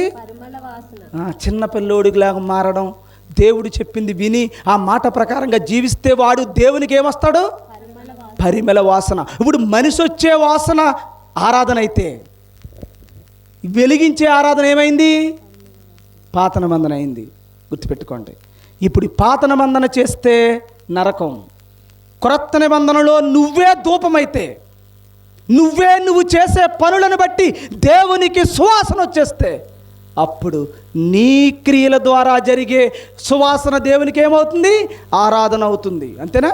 నువ్వు చేసిన పనులేనా? ఓకే. ఇప్పుడు సరే నేను ముగించేస్తున్నాను, ఎండింగ్కి వచ్చాను. చూడండి, ఎండింగ్కి అప్పుడు అవ్వదు ఇది, కానీ ఎండింగ్కి వస్తున్నాను. గుర్తుపెట్టుకోండి పరిస్థితులను బట్టి. ఇప్పుడు ధూపం ఎవరు? నువ్వు ధూపం అయ్యావు. ధూపం అవ్వాలంటే ఇప్పుడు ఏం చేయాలి? సాతాను తల చిత కొట్టిన ప్రతి క్షణం దేవునికి నువ్వేమొస్తావు? పరిమళ వాసన వస్తావు. పరిమళ వాసన వస్తే ఏమవుద్ది? కొట్టిన ప్రతిసారి ఆరాధన చేసిన దాని అవుతావు. బ్రతుకులో నుంచి రావాలి ఆరాధన, చేతుల్లో నుంచి చేసే ఆరాధన ఎప్పుడో పోయింది. ఎప్పుడో పోయిందంటే ఏంటి? పాత నిబంధనలోనే పోయింది. ఒకవేళ అదే ఆరాధన అయితే ఒక్కొక్కడు కేజీ సుగంధ ద్రవ్యాలు తెస్తే, ఇప్పుడు రాజమండ్రి నుంచి సుగంధ ద్రవ్యాలు దేవుని మందిరములో వేస్తే ఊరంతా వచ్చేసిన సువాసన. ఇప్పుడు అలా లేదు క్రమం. నువ్వే పరిమళ వాసనగా దేవునికి రావాలి. అప్పుడు కానీ నువ్వు ఆరాధన అనేది నీ జీవితంలో పూర్తి చేయలేవు. ఆరాధన అనే మాటకి అర్థం లేదు నీ జీవితంలో. గుర్తుపెట్టుకో ఏమ్మా. ఓకే, ఇప్పుడు ఆరాధన అనే విషయం కదా మీ విషయం. ఇప్పుడు తలలోకి వచ్చాడు కదా. తలలోకి వచ్చిన తర్వాత ఏం జరిగింది చూడండి. క్రీస్తు పరిమళ వాసనగా ఉండుటకు తండ్రికి తన్ను తాను దేవునికి అర్పించుకుని, ఇప్పుడు అర్పించింది ఏది? ఇందాక నైవేద్యం అనుకున్నాం కదా. అర్పణ ఏది ఇక్కడ? అక్కడ ఎవరు? అక్కడ కాంటెక్స్ట్ యేసు ప్రభు తనని తానే దేవునికి అర్పణగా నైవేద్యంగా మార్చుకున్నాడట. ఏమా, ఆయనే ధూపమయ్యాడు, ఆయనే ఏమయ్యాడు, అర్పణ అయ్యాడు, నైవేద్యం అయ్యాడు, ఆయనే బలైపోయాడు. చూడండి, ఆరాధనలో జరిగే క్రమం యేసు ప్రభులో జరిగిందా? అలాగే అలాగే మళ్ళీ నేను ఎలాగైతే నేను చేసిన క్రియల ద్వారా నా తండ్రికి సువాసన వచ్చాను, నన్ను నేను దేవునికి అర్పణగా మార్చుకున్నాను, నన్ను నేను బలిగా దేవునికి సమర్పించుకున్నాను, అట్టి ఆరాధన నా దేవునికి ఇష్టమైనట్టుగానే మీరు కూడా ఇప్పుడు మీరు కూడా ఏం చేయాలి, చెయ్యాలా వద్దా? ఇప్పుడు నువ్వేమవ్వాలి, పరిమళ వాసన రావాలి. వాసన ఎలాగొస్తావు? సెంటు కొట్టుకుంటే వాసన వస్తామా? సెంటు కొట్టుకునే వాసనలు జాంతనాయి, ఎప్పుడు పోయాయి. ఇప్పుడు నువ్వు నీ క్రియల ద్వారా దేవునికి వాసన రావాలి. వాసన వస్తే కానీ ఆరాధన చేయలేవు. పాట అవడనే పాడతాడండి. సంగీతం రాలేను నేనే రాసేసిన పాట, సంగీతం రాలేను రాసేసిన పాట. సంగీతం నేర్చుకునేవాడు రాయడం పెద్ద విషయం. అది ఎవడు రాయలేడు, ఎవడు పాడలేడు, ఎవడు చర్చికి రాలేడు, ఎవడు కూర్చోలేడు, ఎవడు కానుక ఇవ్వలేడు. నో, ఇక్కడ నీ జీవితమే ఏమవ్వాలి, వాసన వచ్చేయాలి దేవునికి. సరే, ఇప్పుడు వాసన వచ్చేయాలి కదా, వాసన వచ్చేయాలి, ఆయన జీవితమే అర్పణ అయిపోవాలి. అప్పుడు కదా ఆరాధన అనే భాగం నీ జీవితంలో పూర్తవుద్ది. అప్పుడు పూర్తి అయితేనే కానీ దేవుని నువ్వు ఆరాధన చేసినట్ట. అందుకని హైందవ సోదరులకు చెప్తున్నాను, క్రైస్తవ సోదరులకు చెప్తున్నాను, నువ్వు చర్చిల్లో చేసే ఏ తంతు నిన్ను పరలోకానికి మెట్టు కూడా ఎక్కించలేదు. నీ బ్రతుకులో చేస్తున్నావు చూడు, నీ క్రియల్లో చేస్తున్నావు చూడు, అది నిన్ను పరలోకపు మెట్లు ఎక్కిస్తుంది. నీ బ్రతుకులో చేసేది ఆరాధన. కానీ ఒక చర్చిలో నువ్వు చేసే ఏదో నువ్వు మొక్కుబడిగా చేసే ఏదేదో నువ్వు అనుకుని చేసేది కాదు. అక్కడ ఓన్లీ నేర్చుకునే ట్రైనింగ్ అంతే. ట్రైనింగ్ బయటకు వచ్చిన తర్వాత నువ్వు చేసే పోరాటమే ఆరాధన. గుర్తుపెట్టుకోండి ఏమా, ఆరాధన. సరే, ఇప్పుడు ఈ ఆరాధన చేద్దామని నేను బయలుదేరి వచ్చాను. నాతో పాటు మీరు అందరూ వచ్చారు. ఇప్పుడు ఆరాధన ప్రారంభిద్దాం. మీ ఊరిలో ఫస్ట్ ఈ రోజు నుంచి ఆరాధన చేద్దాం. ఇప్పుడు ఆరాధన చేయాలంటే ఒక చిన్న టెస్ట్. ఇలా తల్లి ఒక మాట వాళ్ళకి అర్థమవుతుంది కోసం. ఇలాగా గౌతమేనమ్మ నీ పేరు? గౌతమి ఏది? ముందుకొచ్చి గౌతమి చేత చేద్దాం. రామ్మ వచ్చి. ఎందుకంటే మరి జకరియా గారు మా అమ్మాయి ఉండగా ఎందుకు ఆవిడని పిలిచి ఉన్నారు అంటారు ఆయన. ఇలాగొచ్చి ఇప్పుడు గౌతమి ఉంది. ఈ మాట వీళ్ళ ఇంటికి వచ్చి ఒక సేవకుడిగా నేను చెప్పాను. ఇన్నాళ్ళలో చర్చిల్లో అనుకుంది నేను ఆరాధన అయ్యే లోపులోనే వెళ్ళిపోవాలనుకుంది, ఆరాధన చేసేస్తున్నాను అనుకుంది, ఆరాధనలో నేను ఎన్నో దీవెనలు పొందేస్తున్నాను అనుకుని, నాకు ఆరాధనలో నాకు గనుక వాక్యం ఇవ్వకపోతే అందరినీ తిట్టేసేవాడిని, ఆరాధనలో నాకు స్థానం లేదని బాధపడేవాడిని, ఆరాధన అనుకుని ఎన్ని ఆరాధనలు చేసేసానని సంతోషించే లోపల ఈరోజు పాస్టర్ అన్నయ్య గారు గాలి తీసేశారు. ఇప్పుడు నిజమైన ఆరాధన చేద్దామని ఒక తీర్మానంతో బయలుదేరితే ఇప్పుడు దేవుడు చెప్పిన వాక్యం ఏమా, ఇప్పుడు ఎక్కడికి వస్తాడు? చెడు అన్నారు కదా ఇందాక మీరు, నేను చెప్పిన మాట ఎక్కడ విడిచిపెట్టకండి. చెడు అన్నారు కదా, అంటే దేవుడు చెప్పనది చెడు, చెప్పినవి ఉన్నాయి కదా, మరి ఇప్పుడు చెప్పినవి చెయ్యాలి. కాబట్టి నేను అన్నాను ఒక ఆజ్ఞ ఏంటంటే దాన ధర్మం చేయండి అన్నాను. ఎవడైతే లేనోడు ఉంటాడో, ఆ కష్టంలో ఉంటాడో వాడికి దానం చేయండి అని చెప్పాను. ఆజ్ఞ. నువ్వు నీ ఆస్తి నమ్మి నీ బేదలకి అన్నాడు కదా ఆజ్ఞ. ఇప్పుడు ఆజ్ఞ తెలుసుకుంది, ఇప్పుడు ఆజ్ఞ నెరవేర్చాలని వెళ్తుంది. వెళ్ళరా, అలాగే వెళ్ళరా. ఈ లోపల ఎక్కడి నుంచి మొదలెట్టిందంటే ఇదిగో ఈ బిల్డింగ్ దగ్గర నుంచి అలా తిరుగుతుంది. మరి ఆరాధన చేయాలి కదా. ఇప్పుడు ఎంత కష్టపడింది పాపం. వాళ్ళ నాన్నగారు కాలేజీకి వెళ్తానికి డబ్బులు ఇచ్చారు, 100 రూపాయలు. 100 రూపాయల్లో ఆయన ఏమని ఇచ్చారంటే, అమ్మా 20 రూపాయలు ఎట్టి టిఫిన్ చేయి, 20 రూపాయలేమో ఛార్జీ పెట్టుకో, ఏమ్మా ఒక 20 రూపాయలేమో ఏదో డ్రింక్ ఏదో తాగు, జ్యూస్, ఎండలు మండిపోతున్నాయి, కొబ్బరికాయలు తాగు 2, వచ్చినప్పుడు 2 వెళ్ళినప్పుడు 2 అన్ని 100 రూపాయలు సరిగ్గా లెక్క పెట్టి కూతురికి ఇచ్చాడు అనుకుందాం. జస్ట్ ఇప్పుడు 100 రూపాయలు మిగిలే, 100 రూపాయలు ఉన్నాయి కదా తన దగ్గర. తను అనుకుంది లోపల రూపాయల్లో ఎలాగైనా సరే ఒక 20 రూపాయలు మిగిలించుకోవాలని, 20 రూపాయలు మిగిలించాలంటే ఇప్పుడు ఏది మానేళ్తాను? 2 కొబ్బరి బొండాలు త్యాగం చేసింది అనుకుందాం. ఊరికే మీకు అర్థమవడం కోసం చెప్తున్నాను సుమి. ఇంత నేను కష్టపడి చెప్తున్న మాట ఎగతాళి చేశారంటే దేవుడు చాలా క్షమించడు చెప్తున్నాను. నాకు ఏమి రాదో చెప్పడం వల్ల నా పరలోకం నాకు దేవుడు నాకు గ్యారంటీ. మీ సంగతి చూసుకోండి ఏమా, అశ్రద్ధగా వినొద్దు. అసలు మీ ప్రాణం పెట్టి చెప్తున్న మాట జాగ్రత్తగానండి. ఆరాధన చేయడం కూడా రాలేనోడు క్రైస్తవుడు ఈరోజు, గుర్తుపెట్టుకోండి. ఇప్పుడు ఈవిడ ఆరాధన చేయడానికి ప్రారంభించింది కదా, ఇప్పుడు చెప్పిన మాట ప్రకారంగా లేనోడికి ఇవ్వాలనుకుంది ఏమో విషయం. 20 రూపాయలు పోగొట్టింది.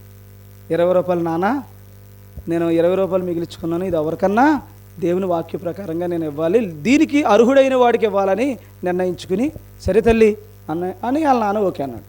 ఇప్పుడు ఇక్కడ బయలుదేరింది, ఇలా వెళ్ళింది. ఆ చివరికి ఎవ్వరూ అడుక్కున్న వాళ్ళు దొరకలా, ఎవరూ దానికి అర్హులు కనపడతలేదు. అలా తిరిగింది, ఇలా తిరిగింది, ఇలా తిరిగింది, ఇలా తిరిగింది, వచ్చి మెట్టు మీద కూర్చుంది. ఇప్పుడు జకరియా గారు అన్నారు, ఏ అమ్మా అలా నీరసంగా కూర్చున్నావే అని అడిగారు. డాడీ నేను 20 రూపాయలు ఎవరికన్నా లేనోడు కనపడితే అక్కడ ఎవడన్నా భిక్షగాడు ఉంటే ఇద్దాం అనుకున్నాను, ఎవ్వడూ లేడు డాడీ అంది. అప్పుడు ఈవిడ ఆరాధన చేసిందా చేయలేదా చెప్పాలి మీరు. ఇక్కడ ఉన్న వాళ్ళందరూ చేసింది అన్న వాళ్ళు చేతులు ఎత్తండి, అది ఎత్తరు. చేయలేదన్న వాళ్ళు చేతులు ఎత్తండి, అది ఎత్తరు. ఇద్దరే నేను ఎత్తేనా 2 చేతులు. ఇప్పుడు చేసిందన్న వాళ్ళు మీ మనసులో చేసింది అంటున్నారా చేయలేదన్నారా? చేసింది అనుకుంటున్నారు, చేయలేదు. చెయ్యాలని వెళ్ళింది. ఆ 20 రూపాయలు ఎవరికైనా దానికి అర్హుడైన వాడికి ఇస్తే ఏం పూర్తవుద్ది? ఈవిడ చేసిన క్రియ దేవునికి ఎలా వస్తుంది? ధూపం. దానికోసం కాళ్ళు అరిగిలా తిరిగింది, దానికోసం 2 కొబ్బరి బొండాలు త్యాగం చేసింది. ఈ 20 రూపాయలు ఒకడికి అర్హురాడికి ఇవ్వడానికి కష్టపడి ప్రయాసపడి వెళ్ళింది. కానీ ఒక్కడో దొరకలేదు. అందరూ ఉన్న వాళ్ళు ఈ ఊరిలో ఎవరికి పెట్టడానికి అవకాశం లేదు. ఈవిడ నిరాశతో కూర్చుంది. అరే దేవునికి ధూపం వేయలేకపోయాను, నేను పడిన ఈ కష్టం ఏమైపోయింది? వృధా అయిపోయింది. ఒక్కడు కూడా దానికి అర్హుడుగా లేడని కూర్చుని ఏడుస్తుందమ్మా, కూర్చుని ఏడుస్తుంది. ఇప్పుడు ఈవిడ పరలోకం వెళ్ళాలన్నా, ఈవిడ ఆరాధన చెయ్యాలన్నా ఎవడు ఉండాలి? ఇప్పుడు ఈ ఊరిలో లేనోడు ఉండాలి కదా. నా మాట అర్థమవుతుందా తల్లి? అర్థమవుతుంది. లేనోడు ఉంటే ఈవిడ పని ఎంత అవుద్ది? ఈజీ అయిపోద్ది, అంతేనా? అందుకని దేవుడు లేనోడిని తయారు చేశాడు. చూడండి ఎలా చేశాడు, లేనోడిని తయారు చేశాడు. ఇప్పుడు నీకు 20 రూపాయలు మిగలగానే 20 ఆలోచనలు వచ్చేస్తున్నాయి బ్రెయిన్లోకి. దీనికేమో ఐబ్రోస్ షేప్కి, దీనికేమో దానికి, ఇది ఎలాగైనా దాచుకుని 20 20 20 30 నా పుట్టినరోజుకో డ్రెస్ కొనేసుకోవాలి, ఏవి వస్తాయి కదా పిల్లలకి అన్నీ ఆలోచిస్తుంది. కానీ చర్చిలోకి వెళ్ళి చెప్పిన మాట ఏది నెరవేర్చట్లేదు. చర్చికి మాత్రం ముందు వచ్చేస్తుంది, అందరికీ వందనాలు అంటుంది. చూడండి ఎలాగుందో ట్రెడిషనల్గాను భక్తిలోను. అయితే ఇప్పుడు 20 రూపాయలు ఉంది కదా, ఎవరికొకరికి ఇస్తే కానీ ఆరాధన పూర్తవదు, దేవుడు నన్ను అంగీకరించడు, దేవుని దగ్గరికి ధూపం వెళ్ళదు అనే ఆలోచనతో ఏడుస్తుంది. అప్పుడు దేవుడు ఒక భిక్షగాడిని, ఒకడవడొకడిని, లేనివాడిని ఈవిడికి కనపడేలా చేస్తే అప్పుడు ఈవిడ ఏం చేసినట్టు? తడిమింది కదా, మరి తడిమిలాడింది కదా, తడిమిలాడితే ఇప్పుడు దొరికాడు ఒక భిక్షగాడు దొరికాడు. వెంటనే 20 ఇచ్చేసింది. 20 ఇవ్వగానే దేవుని దగ్గరికి వెళ్ళిపోయింది. అబ్బా, ఆ ధూపం ఎలా ఉందంటే దేవునికి పరిమళ వాసనగా ఉందట. వెంటనే ఎప్పుడైతే దేవుడు దాన్ని ఆగ్రహించాడో ఈవిడికి ఏమి ఇవ్వాలని? శాశ్వత జీవితాన్ని, పరలో ఎప్పటికీ చావులేదు. గౌతమికి ఇంకా ఎప్పటికీ చావులేదు. ఆ చావు లేని జీవితాన్ని దేవుడు తనకివ్వాలని ఆశపడుతున్నాడు. నువ్వు ఆరాధన చేస్తే కదా నీకు వచ్చేది. ఏమన్నా మాట అర్థమవుతుందా? ఓకే, ఇప్పుడు కానుక చెప్పాను కాబట్టి మీరు చక్కగా అన్నారు. ఇప్పుడు ఇదే గౌతమి ఇక్కడ ఉంది, ఇంటికాడ ఉంది. ఈ లోపల మరి ఎవరినంటే ఎవరేమంటారు? ఇప్పుడు నేనే ఉన్నాను అనుకోండి. ఎందుకు మరి ఎదగలేని వాళ్ళు గొడవలు ఎక్కువ వచ్చేస్తాయి. ఎదిగినోడికి నన్ను అన్నట్టు ఉంటుంది. అబ్బాయి ఎదగలేనోడికి నన్నే అనాలా? నాయంకే చూసాడు సీరియస్గా. ఇంక నేను ఆ శాతానికి ఆడికి దండం నేను పెట్టలేను, మీకు పెట్టలేను కాబట్టి నా మీద ఎట్టుకుంటాను. చూడండి ఇప్పుడు ఇదే గౌతమి అక్కడ కూర్చుని ఉంటే నేను కారు వేసుకుని వచ్చాను.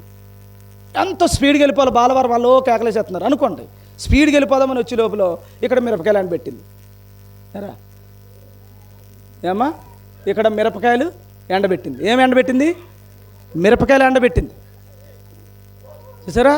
ఎవరు పంపించారు చెప్పండి? ఎవరు పంపించారు? సాతాను పంపించారు. ఎంతమంది పడిపోయారు? అదనమాట. బుర్రలోకి వచ్చితే కొట్టమంటే అది కుక్క కాదు కదా, పాము వచ్చి ముక్కు మీదకి వచ్చిన ఏమవుద్దండి? ఏమవుద్ది? ఈ జీవితమనే ఈ శాపగ్రస్తమైన ఈ బ్రతుకులో నుంచి ఈ నీతిమంతుడుగా నిలబడి చచ్చిపోయిన ఈ బ్రతుకు టక్కుమని పరలోకం పోతావు అంత. నేను అనుకుంటానమ్మా ఎప్పుడైనాని ఇలా భక్తిగా ఉండిగానే చచ్చిపోవాలరా బాబు. పొరపాటున రిలాక్సేషన్ వచ్చిన తర్వాత ఏ పాపంలో ఉండగా దేవుడు వచ్చాడంటే నరకానికి పోతాను, ఇంత చేసింది అంతా పోద్ది. నీతిగా చచ్చిపోయి ఆడెవడో కొవైట్లో ఎత్తున్నాడని బాంబులు ఆడేదో నా మీద వేసిన ఏమ్మా అప్పుడు అనిపిస్తుంది నాకు, అబ్బా ఇలా మంచిగా సువాసన వచ్చిన రోజునే పోతే అబ్బా రారా బాబు నా కొడుకా అని దేవుడు తీసుకుంటాడు. పొరపాటుని రిలాక్స్ అయిన టైంలో ఏదో పాపంలో పడిన రోజున వచ్చితే చచ్చిపోతాను రా బాబు అని నాకు ఎప్పుడైనా సరే మంచిగా భక్తిగా ఉన్నప్పుడు దేవుడు తీసిపోతే బాగుండు అనుకుంటాను. ఇప్పుడు ఆ భక్తిగా ఇలా కూర్చుని ఉన్న పాము ముక్కు మీదకి వచ్చింది, కరితే ఏమవుద్దిరా? ఏమవుద్ది? నీ ఆయుష్ అద్భుతంగా ఉంటుంది కదా. ఇది జీవితం కాదు కదా, ఇది శపితమైన జీవితం కదా. రేపు వస్తావు మళ్ళీ వెంట పెట్టుకుని మహిమ శరీరంతో. సరే, ఇప్పుడు ఈవిడ ఉంది, ఇక్కడ ఉంది. ఈవిడ ఏంటయ్యి? మిరపకాయలు ఎండబెట్టిందమ్మా. మిరపకాయలు ఎండబెట్టింది రోడ్డు మీద కొద్దిగా బాగా దెబ్బ తగులుతుందని. ఈ లోపల నేను ఎలాగొచ్చి లోపల ఆరన కొడుతున్నాను అంటుంది. తీయట్లేదు, రావట్లేదు, లెగిత్తలేదు. రోడ్డు ఏమో ఇది ఒకటే ఉంది, అటువైపు ఆవిడో ఫంక్షన్ చేసుకున్నాడు గెడలగడ్డాడు అనుకోండి. నేను వెళ్ళే దారి ఇదే, ఇంక వేరే దారి లేదు, ఆవిడ రావట్లేదు. ఇప్పుడు నేను ఏమంటాను? నేను కాబట్టి ఏమన్నాను అది వేరే సంగతి. నేను కాబట్టి ఏమంటాను, అమ్మ చెల్లి ఏంట్రా, సర్లే నువ్వు లేగలేకపోతున్నావేమో అనుకుని నేనే ఆ మిరపకాయలు పక్కెట్టుకుని ఆ మిరపకాయలన్నీ పక్కన పెట్టుకుని, అమ్మ నువ్వేం కోపడక తల్లి, మళ్ళీ కారు ఎదురుకెట్టుకుని మళ్ళీ ఎక్కడున్న మిరపకాయలు అక్కడ ఎట్టేస్తానని నేను కొంచెం మరి ఎందుకని పూర్ణమైన జ్ఞానంతో ఉన్నాను కాబట్టి. లేకపోతే బుద్ధి జ్ఞానం లేదా? రోడ్డు మీద వేసావు. రోడ్డు ఏమన్నా జగన్ గారు అనే మీ బాబు వేయించాడా అని నేనేదో అన్నా. మరి ఊరుకోం కదా, ఊరు ఉమ్మడదు, ఇది ఊరుకుంటారా? ఊరుకోరు. అందుకని ఇప్పుడు ఏమవుతుంది, అందరిని అనేసి జగన్ గారిని తిట్టేసి వాళ్ళని కాకేసేసి బస్తీ మే సవాల్ అనగానే నా వాళ్ళు నా వెనకాల వచ్చేస్తారు, మీ వాళ్ళు నీ వెనకాల వచ్చేస్తారు. మొత్తం ఇద్దరం కలిసి కూడా వేసుకుంటాం. నువ్వేమో మ్యాగ్నా హాస్పిటల్లో, నేనేమో గవర్నమెంట్ హాస్పిటల్. డబ్బులు ఉన్నవాడు ప్రైవేట్ హాస్పిటల్, డబ్బులు లేనివాడు గవర్నమెంట్ హాస్పిటల్. అంతేనా? గవర్నమెంట్ హాస్పిటల్లో ఉన్నవాడు రాజకీయ నాయకులు ఎవరు ఉన్నారో వాళ్ళకి ఫోన్ చేసుకుంటాడు, అక్కడ ఉన్నవాడేమో డబ్బు ఎలా కట్టాలని ఆడ చేసుకుంటాడు. మొత్తానికి ఇద్దరు కొట్టేసుకుంటారు కదా. ఇద్దరూ జ్ఞానవంతులైతే, ఇద్దరూ పరిపూర్ణులైతే ఎవ్వడు జోలికి వెళ్ళడు. ఆవిడ లేగలేదు కదా, లేకపోతే నీ బుద్ధి నీ దగ్గర ఉంచుకో తల్లి, నేనేమి తగ్గిపోను అని ఆ మిరపకాయలన్నీ అక్కడ పెట్టి మళ్ళీ కారు ఎదరకు జరిపి మిరపకాయలు ఎడతంటే చూస్తుంది, అన్నీ చేస్తుంది, కానీ కనీసం లేకనా కూడా లేగలేదు అనుకోండి. చెప్తున్నానండి, అలా చేస్తారని కాదు నా ఉద్దేశం. చూసావా నన్ను ఎలా లేగలేదు అన్నాడు అని అనకండి. పిచ్చోళ్ళు ఉన్నారు మన ఊళ్ళోని, ఏమ్మా అలా పిచ్చిగా ఆలోచించకండి. సరే, ఎదరికి వెళ్ళిపోయాను నేను. ఎదరికి వెళ్ళిపోగానే ఇప్పుడు ఈవిడ ఏం చేసింది? ఇప్పుడు ఈవిడికి గొడవ ఉంది. ఇప్పుడు గొడవ లేదు కాబట్టి ఇప్పటికి ఆరాధన పూర్తయిందా? పూర్తవలేదు. ఇప్పుడు ఆవిడ అలా చేసింది. నేను ఎదరికి ఇవన్నీ సర్దుకుని ఇవన్నీ చేసుకుని నేను ఎదరికి వెళ్ళాను. ఇప్పుడు నేను భరించాను కనుక నా దేవునికి నేను ఏమయ్యాను? వాసన వచ్చాను. ఏ వాసన? పరిమళ వాసన. అంటే ఇప్పుడు నేను ఆరాధన చేశాను. ఆవిడేం చేసింది? వచ్చిన అవకాశాన్ని పోగొట్టుకుంది. ఇప్పుడు బుద్ధిలోకి వచ్చిన రెండు ఆలోచనల మధ్యన ఆడు మడం మీద కరుతుంటే పడిపోయింది. నేనేం చేశాను? ఆవిడ యొక్క పొగరతో నా మడం మీద కరవాలని ప్రయత్నం చేస్తే తాళ మీద వేసి కొట్టానా? ఆలోచనలో కొట్టానా? అది సంగతి. ఆలోచనలో కొడితే కొట్టగానే దేవునికి ఏమైపోయాను నేను? పరిమళ వాసన. అప్పుడు నేను పడుతున్న ఆ టార్చర్ ఉంటుంది చూసావు, ఏ టార్చరు? లేగలేదురా, నేనంటే విలువ లేదురా, నేనంటే లెక్క చేయలేదురా అనేది గుండెల్లోకి వస్తుంది నాకు. ఆ వచ్చినప్పుడు నా శరీరం అంతా ఏమైపోద్దమ్మా? ఆఫ్టర్ ఆల్ చిన్న పాప, నాకు విలువనే లేదురా. ఈ ఊరిలో 10 సంవత్సరాల నుంచి సువార్త ప్రకటిస్తున్నాను రా, కనీసం సేవకున్నన్నా విలువ ఇవ్వలేదురా. నేను అంతలా లెగుస్తుంటే కాలు మీద కాలు వేసుకుని కూర్చుందిరా అనేది నాకు ఉంటుందా? లోపల వస్తుందా రాదా? వస్తుంది. వచ్చినప్పుడు నా శరీరం అంతా ఒక అవమానంగా ఫీల్ అయినప్పుడు నా శరీరం దేవునికి ఏమవుద్ది? శరీరం అన్నప్పుడు ఏమనాలి? అర్పణ. ఈ అర్పణ ఆ బాధ ద్వారా నా గుండె ఎలాగుంది, చాలా బలిగా ఉందమ్మా, చాలా బాధగా ఉంది. ఈ బాధను నేను అనుభవిస్తూ కూడా ఆవిడ నేను ఏమనలేదు చూశారు. అదే ఆరాధన అంటే. సువాసన వచ్చేస్తానంటే దేవుడికి, నేను పరిమళ వాసన వచ్చేస్తానంటే దేవునికి. అబ్బా నా కొడుకు ఆడరా క్రైస్తవుడంటే, వాడు వచ్చేస్తాడు, వాడికి ఇంకా శక్తి ఇవ్వాలి.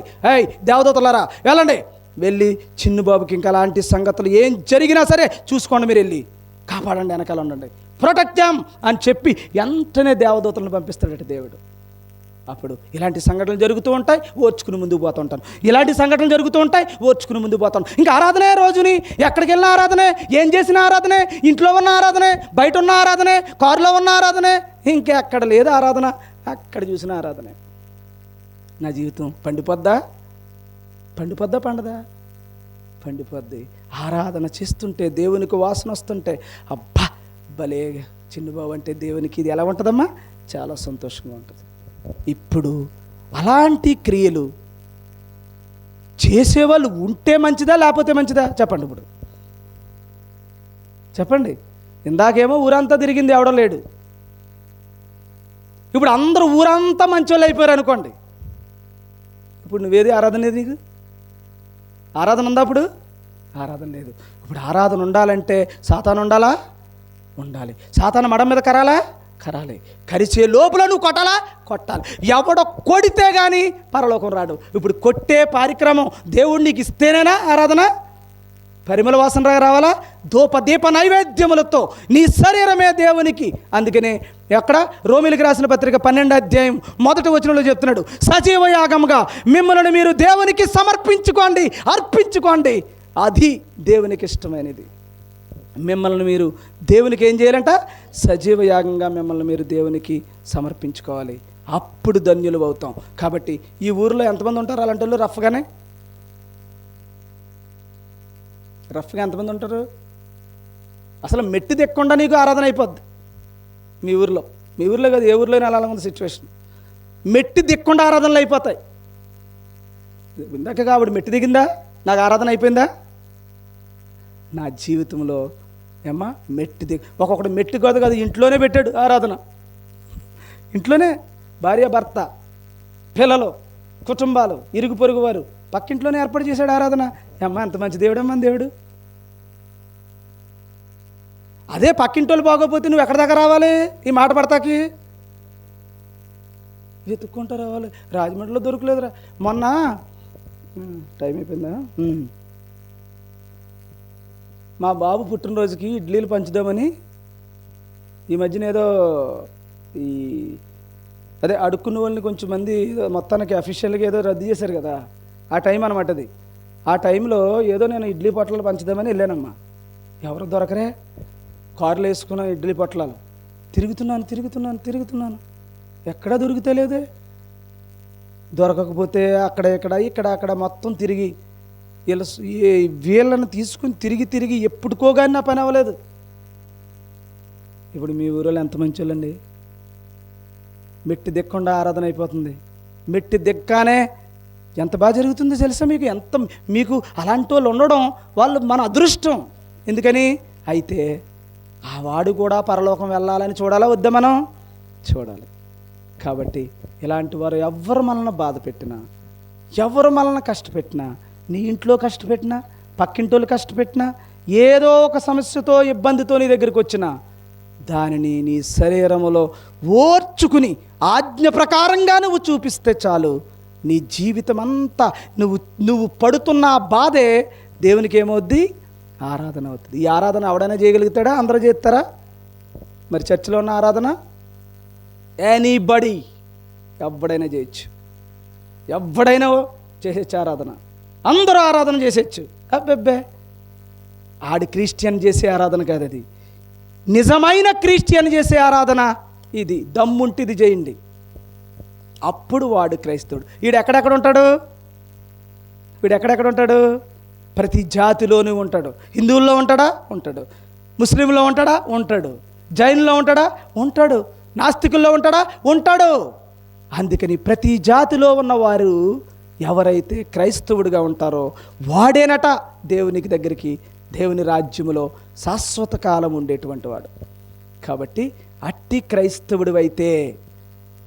క్రైస్తవుడు అయితే దేవుడే క్రైస్తవుడని నేను పిలుస్తాడు. నా కుమారుడా అని పిలుస్తాడు, నా స్నేహితుడా అని పిలుస్తాడు. ఏమంటాడు? నాకు ఏమంటున్నాడు? ఇంకా చిన్నపిల్లల మనస్తత్వాన్ని కలిగి ఎవరైతే ఈ మనస్సును కలిగి ఉంటారో వారిని ఇప్పుడు మనం ఏం చేయాలి? ఇక్కడ ఒక కీ నోట్, చిన్న పాయింట్ ఏంటంటే, ఇది ఎందుకు చేయాలంటే ఒకరిని రక్షించటానికి. నిన్ను వలే నువ్వు ప్రేమించు, ఓకే, నీ వరకు బాగానే చూసుకున్నావు, మరి ఎదుటివాడిని ఏం చేయాలి? ఇప్పుడు ప్రేమించాలి కదా, ప్రేమించాలొద్దా? అందుకని నిన్ను వలే నీ పొరుగు వారిని ప్రేమించాలి. ఇప్పుడు నీ పొరుగువాడిని ప్రేమించినప్పుడు వస్తుంది ముప్పు. ఆ ముప్పును తట్టుకుంటూ ఒకరిని రక్షించుకోవడానికి నువ్వు పడే తాపత్రయం ఉంటుంది చూడు, బాధ ఉంటుంది చూడు, ఆ బాధే దేవునికి ఆరాధనట. అందుకని సంఘం కోసం పడుతున్నాను నేను. అర్థమవుతుంది ఇప్పుడు ఎందుకింత పడాల్సి వస్తుందో, ఎందుకింత మిమ్మల్ని బతిమలాడాల్సి వస్తుందో, ఎందుకు ఇప్పుడు మీకు లేట్ అవుతుంది. ప్రతి హృదయంలో ముగిస్తే చాలు అనుకుంటున్నారు, అదే కొంతమంది హృదయాల్లో ఇంకా చెప్తే చాలు. ఎక్కడే క్రైస్తవుడవడో కాదో తేలిపోద్దంతే. నేను క్రైస్తవుడిని, ఇంకా మీకు చెప్పాలనే ఆశ కలుగుతుంది. నా బ్రతుకో, నా జీవితమో, నా సుఖమో నోవే. నేను నా దేవుని కొరకు నలిగిపోవాలనుకున్నా, నేను దేవునికి సువాసన రావాలనే చూసుకుంటున్నాను తప్ప త్వరగా ముగించుకుంటే త్వరగా పోవచ్చు ఇంటికన్నీ లేదు.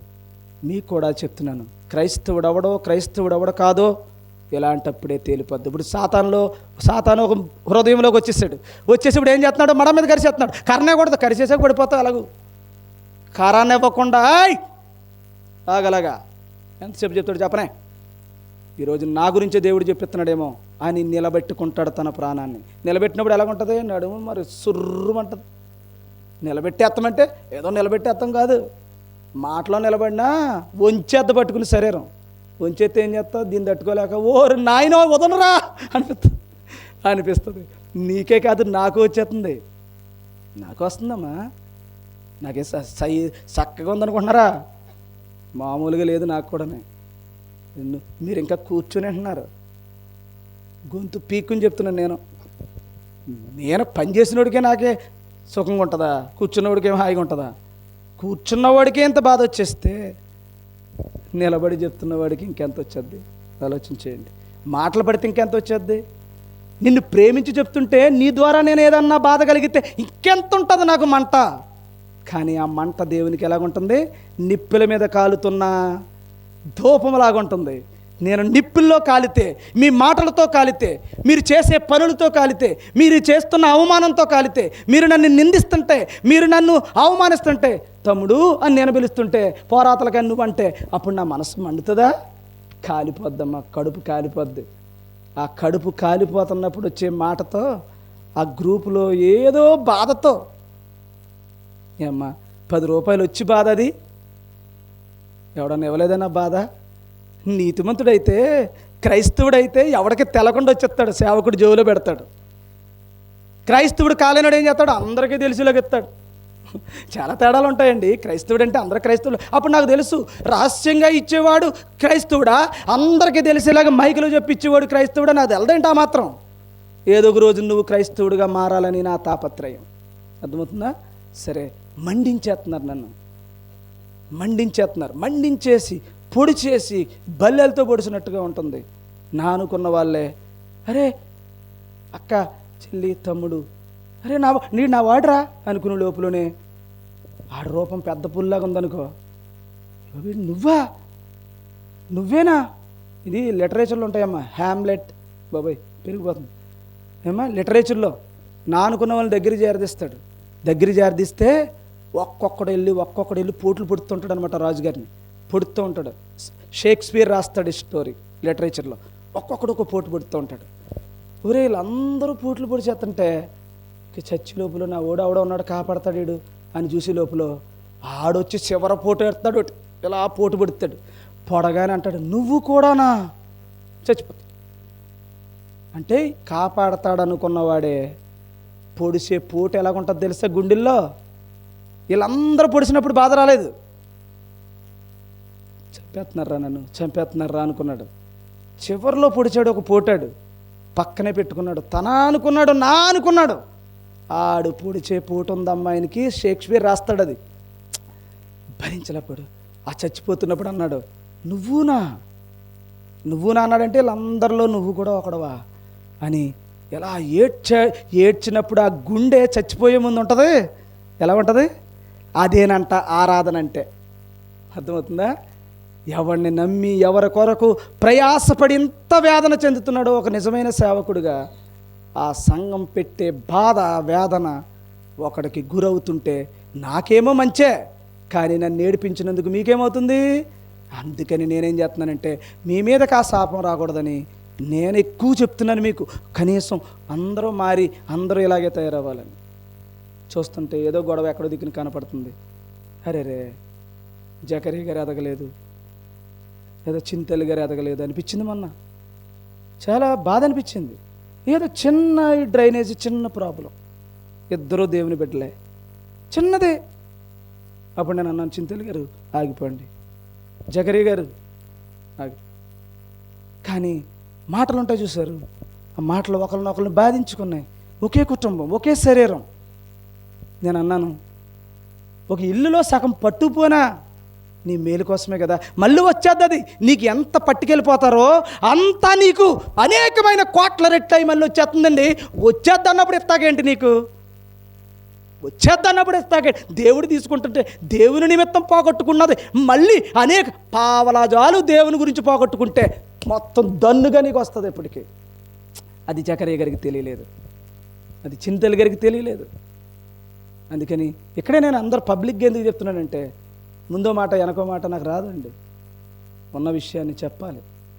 ఈరోజు నేను చెప్పినా మీకు తెలుసు, చెప్పకపోయినా మీకు తెలుసు, ఎందుకంటే ఊరోళ్ళు కనుక.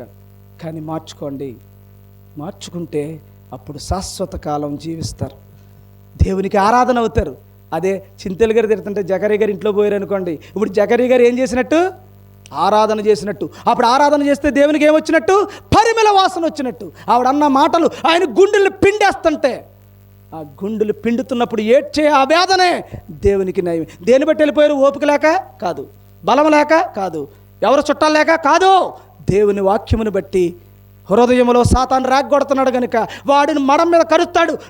వాడిని ముందే తల మీద కొడతానని లోపలికి వెళ్ళిపోతే జకరియా గారు ఉన్నతమైన స్థితిలోకి ఉంటారు. ఆ బిడ్డలందరూ కూడా ఆశీర్వదించబడతారు, గొప్ప స్థితిలో ఉంటారు. అలాగే చింతలు గారైనా అంతే. ఆయన ఏదో మాట్లాడుతుంది, మనం లోపల పోదాం.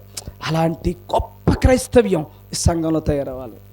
కోపం వచ్చినప్పుడు వేషం, దేశం, కుళ్ళు, కుతంత్రాన్ని కక్కేవాడు ఎవ్వడో కూడా క్రైస్తవుడు కాదు. గుర్తుపెట్టుకోండి, ఎవ్వడో క్రైస్తవుడు కాదు. క్రైస్తవుడు అనే పేరు దేవుడి పేరును పాడు చేసేవాళ్ళు తప్ప. అందుకని మీరెవరో నేను ఎరుగునన్న క్రైస్తవులు వాళ్ళు. నిజమైన క్రైస్తవుడైతే ప్రతి జాతిలో ఉన్నాడు, హిందువులో ఉన్నాడు, ముస్లింలో ఉన్నాడు. గుర్తుపెట్టుకోండి, ఆడు గుణాల్లో ఉంటాడు. అందుకనే కొర్నేలు దగ్గరికి వెళ్ళి నీవు చేసిన నీతి క్రియలు, నీవు చేసిన దాన ధర్మాలు దేవుని దృష్టికి ఎలాగొచ్చాయి? జ్ఞాపకంగా వచ్చాయి. జ్ఞాపకంగా అంటే ఏంటి? ధూపంలాగా వచ్చాయి. అందుకని మనోడే రేడు వెళ్ళండి రా, మనోడే తీసుకొచ్చేయండి రా అన్నాడు అంతే. అతనే కనుక ఆ మంచి పనులు చేయకపోతే వెళ్తాడా? పేతురు వెళ్ళాడు. పేతురు వెళ్ళినప్పుడు ఏం చేశాడు తెలుసా? నీతిమంతుడు మంచోడు ఏం చేశాడు తెలుసా? మామూలు నమస్కారం కాదండి, ఈ దొంగ నమస్కారం కాదు ఆయన చేస్తా. ఏం చేశాడు? పాదముల మీద పడి సాష్టాంగ పడిపోయాడు సేవకుడికి. నువ్వు పేదవాడు. ఇంత చెప్తుంటే నన్ను తిట్టుకునే మాటలు చెప్తున్నాను. నిన్ను ప్రేమించి ఎత్తుకుని పరలోకానికి నడిపించాలనుకుంటే ఆడే అంత ఎదవ తెలుసురా మీకు? నువ్వు ఎప్పటికీ ఇంకా దేవుడు నిన్ను క్షమించడేమో మేబీ. కాబట్టి క్షమించాలనే ప్రార్థనలో ఉన్నాం. కాబట్టి ఆరాధన అర్థమవుతుందా? ఇప్పుడు నేను పడుతున్నాను, నిన్నటి నుంచి మొన్న నుంచి ఎప్పుడైనా పడుతున్న బాధను నేను ఏం చేస్తున్నట్టు ఇప్పుడు చెప్పండి? ఆరాధన చేస్తున్నాను. ఇప్పుడు ఇట్టి ఆరాధన మీ జీవితాల్లో జరిగితే దేవునికి పరిమళ వాసన, అర్పణ, నైవేద్యమై దేవునికి శాశ్వతమైన నిత్యత్వాన్ని, దేవుని రాజ్యాన్ని నీకు ఇచ్చేస్తాడండి. దేవుడు ఆస్తి అంతా నీకు ఇచ్చేస్తాడు. దేవుడిచ్చే ఆస్తి ఎలా ఉంటుంది తెలుసా? చూస్తే కళ్ళు తిరిగితే నీకు అలా ఉంటుంది రేపు ఆస్తి. అట్టి ధన్యత దేవుడు మీ అందరికీ. మరి ముఖ్యం చెల్లి కూర్చోండి, నేను మర్చిపోతానమ్మా, అప్పుడప్పుడు ఎవరో ఒకరు చెప్తున్నాను. ఎప్పటికీ కూడా అలాంటి దేవుడిచ్చే శాశ్వత జీవితం ఎప్పటికీ ఎండలేదు ఇంకా ఈ జీవితానికి. అలాంటి జీవితాన్ని దేవుడు ఈ ఆరాధన ద్వారానే ఇస్తాడు నీకు. అట్టి ధన్యత ఈ సంఘానికి, ఈ గ్రామానికి, ఈ మాటలు విన్న ప్రతి ఒక్కరికి దేవుడు అనుగ్రహించునుగాక. ఈ కూడికను ఏర్పాటు చేసుకున్న జకర్య గారికి, అసలు యాక్చువల్గా జకర్యా గురించి చెప్పాలనుకున్నాను. జకర్య అనే మాట తీసుకుని జకర్య గారు ఎలిజబెత్ వాళ్ళ ఆవిడ మేరీ గారిని ఎలిజబెత్గా మార్చి జకర్య గారిని పేరు మార్చి ఆ జకర్య అనే మాటలో ఎంత అద్భుతం వాళ్ళ ఇంట్లో చేశాడో చెప్దాం అనుకున్నాను. యాక్చువల్గా ఇక్కడికి వచ్చాక నా చేతుల్లో ఏమీ లేదు, ఆరాధనకి మలిచాడు దేవుడు. సరే, ప్రార్థన చేసుకుందాం. అందరూ కూడా తలలు వంచండి. ప్రేమ కలిగిన తండ్రి, పరిశుద్ధుడా, నీ ఘనమైన నామమునకు స్తోత్రాలయ్యా. నిజమైన ఆరాధన, నిజమైనటువంటి నైవేద్యం నాయన. చాలామంది అనుకుంటున్నారు నేను రోజు దేవుడికి నైవేద్యం పెడుతున్నాను, నా దేవుడు నన్ను దీవిస్తున్నాడు అనుకుంటున్నారు. కానీ 70-80 సంవత్సరాలకు ఆగిపోతున్నానని ఎవరికీ తెలియట్లేదు ప్రభువా. ఏం చేస్తున్నామో తెలియట్లేదు ప్రభువా. రోజు దీపం వెలిగిస్తున్నాను, రోజు ధూపం వెలిస్తున్నాను, రోజు నైవేద్యం పెడుతున్నాను అనుకుంటున్నాము. కానీ ఇదిగో ప్రభువా, నీ మందిరాలలో ప్రభువా ఆరాధన చేస్తున్నాం అనుకుంటున్నాం. నీ రోజు మేము ఇది చేస్తున్నాం అనుకుని దీపవృక్షాలు పెట్టుకుంటూ ఉన్నాము తండ్రి. కానీ నిజమైన ఆరాధన మా బ్రతుకులో ఉందని, మా జీవితంలో ఉందని, నీ ఆజ్ఞల నెరవేర్పులో ఉందని, ఆజ్ఞ నెరవేర్పే నీకు సువాసనగా వస్తుందని, భరించటంలో ఉందని, బాధ్యతలో ఉందని ప్రభువా, సాతాను యొక్క తల చితక్కొట్టడంలో ఉందని నీ కృప తండ్రి నాయన మాపై ఇచ్చినందుకు స్తోత్రాలు. నేర్పించినందుకు వందనాలు, నీ జ్ఞానాన్ని ఇచ్చినందుకు వందనాలు. అట్టి ధన్యతలో మమ్మల్ని అందరినీ నిలవబెట్టినందుకు వందనాలు. ఈ మాటలు పట్టుకుని అట్టి విధంగా జీవించే ధన్యత నాయన ఈ ఊరిలో ఒక్క గొడవ లేకుండా, ఒక్క బూతు లేకుండా, ఒక్క మనిషి నాయన అన్యాయమైన మనిషిగా కాకుండా ప్రేమ కలిగి ఒకడిని ప్రేమించేటువంటి స్థితిలో, ఆ ప్రేమే ఆరాధన అయితే ఎంత నాయన ఈ కుటుంబం, ఈ గ్రామం ఎంత దీవించబడుతుంది తండ్రి. పగ, ద్వేషం, కుళ్ళు, కుతంత్రాలు ఏమీ లేని ఒక గొప్ప గ్రామంగా ఈ గ్రామాన్ని మార్చండి అయ్యా. జకర్య గారి కుటుంబాన్ని బహుగా దీవించండి, మేరీ గారిని దీవించండి నాయన. చెల్లి గౌతమిని, తమ్ముడు ఇమానుయేల్ని మీరు బహుగా దీవించి నాయన.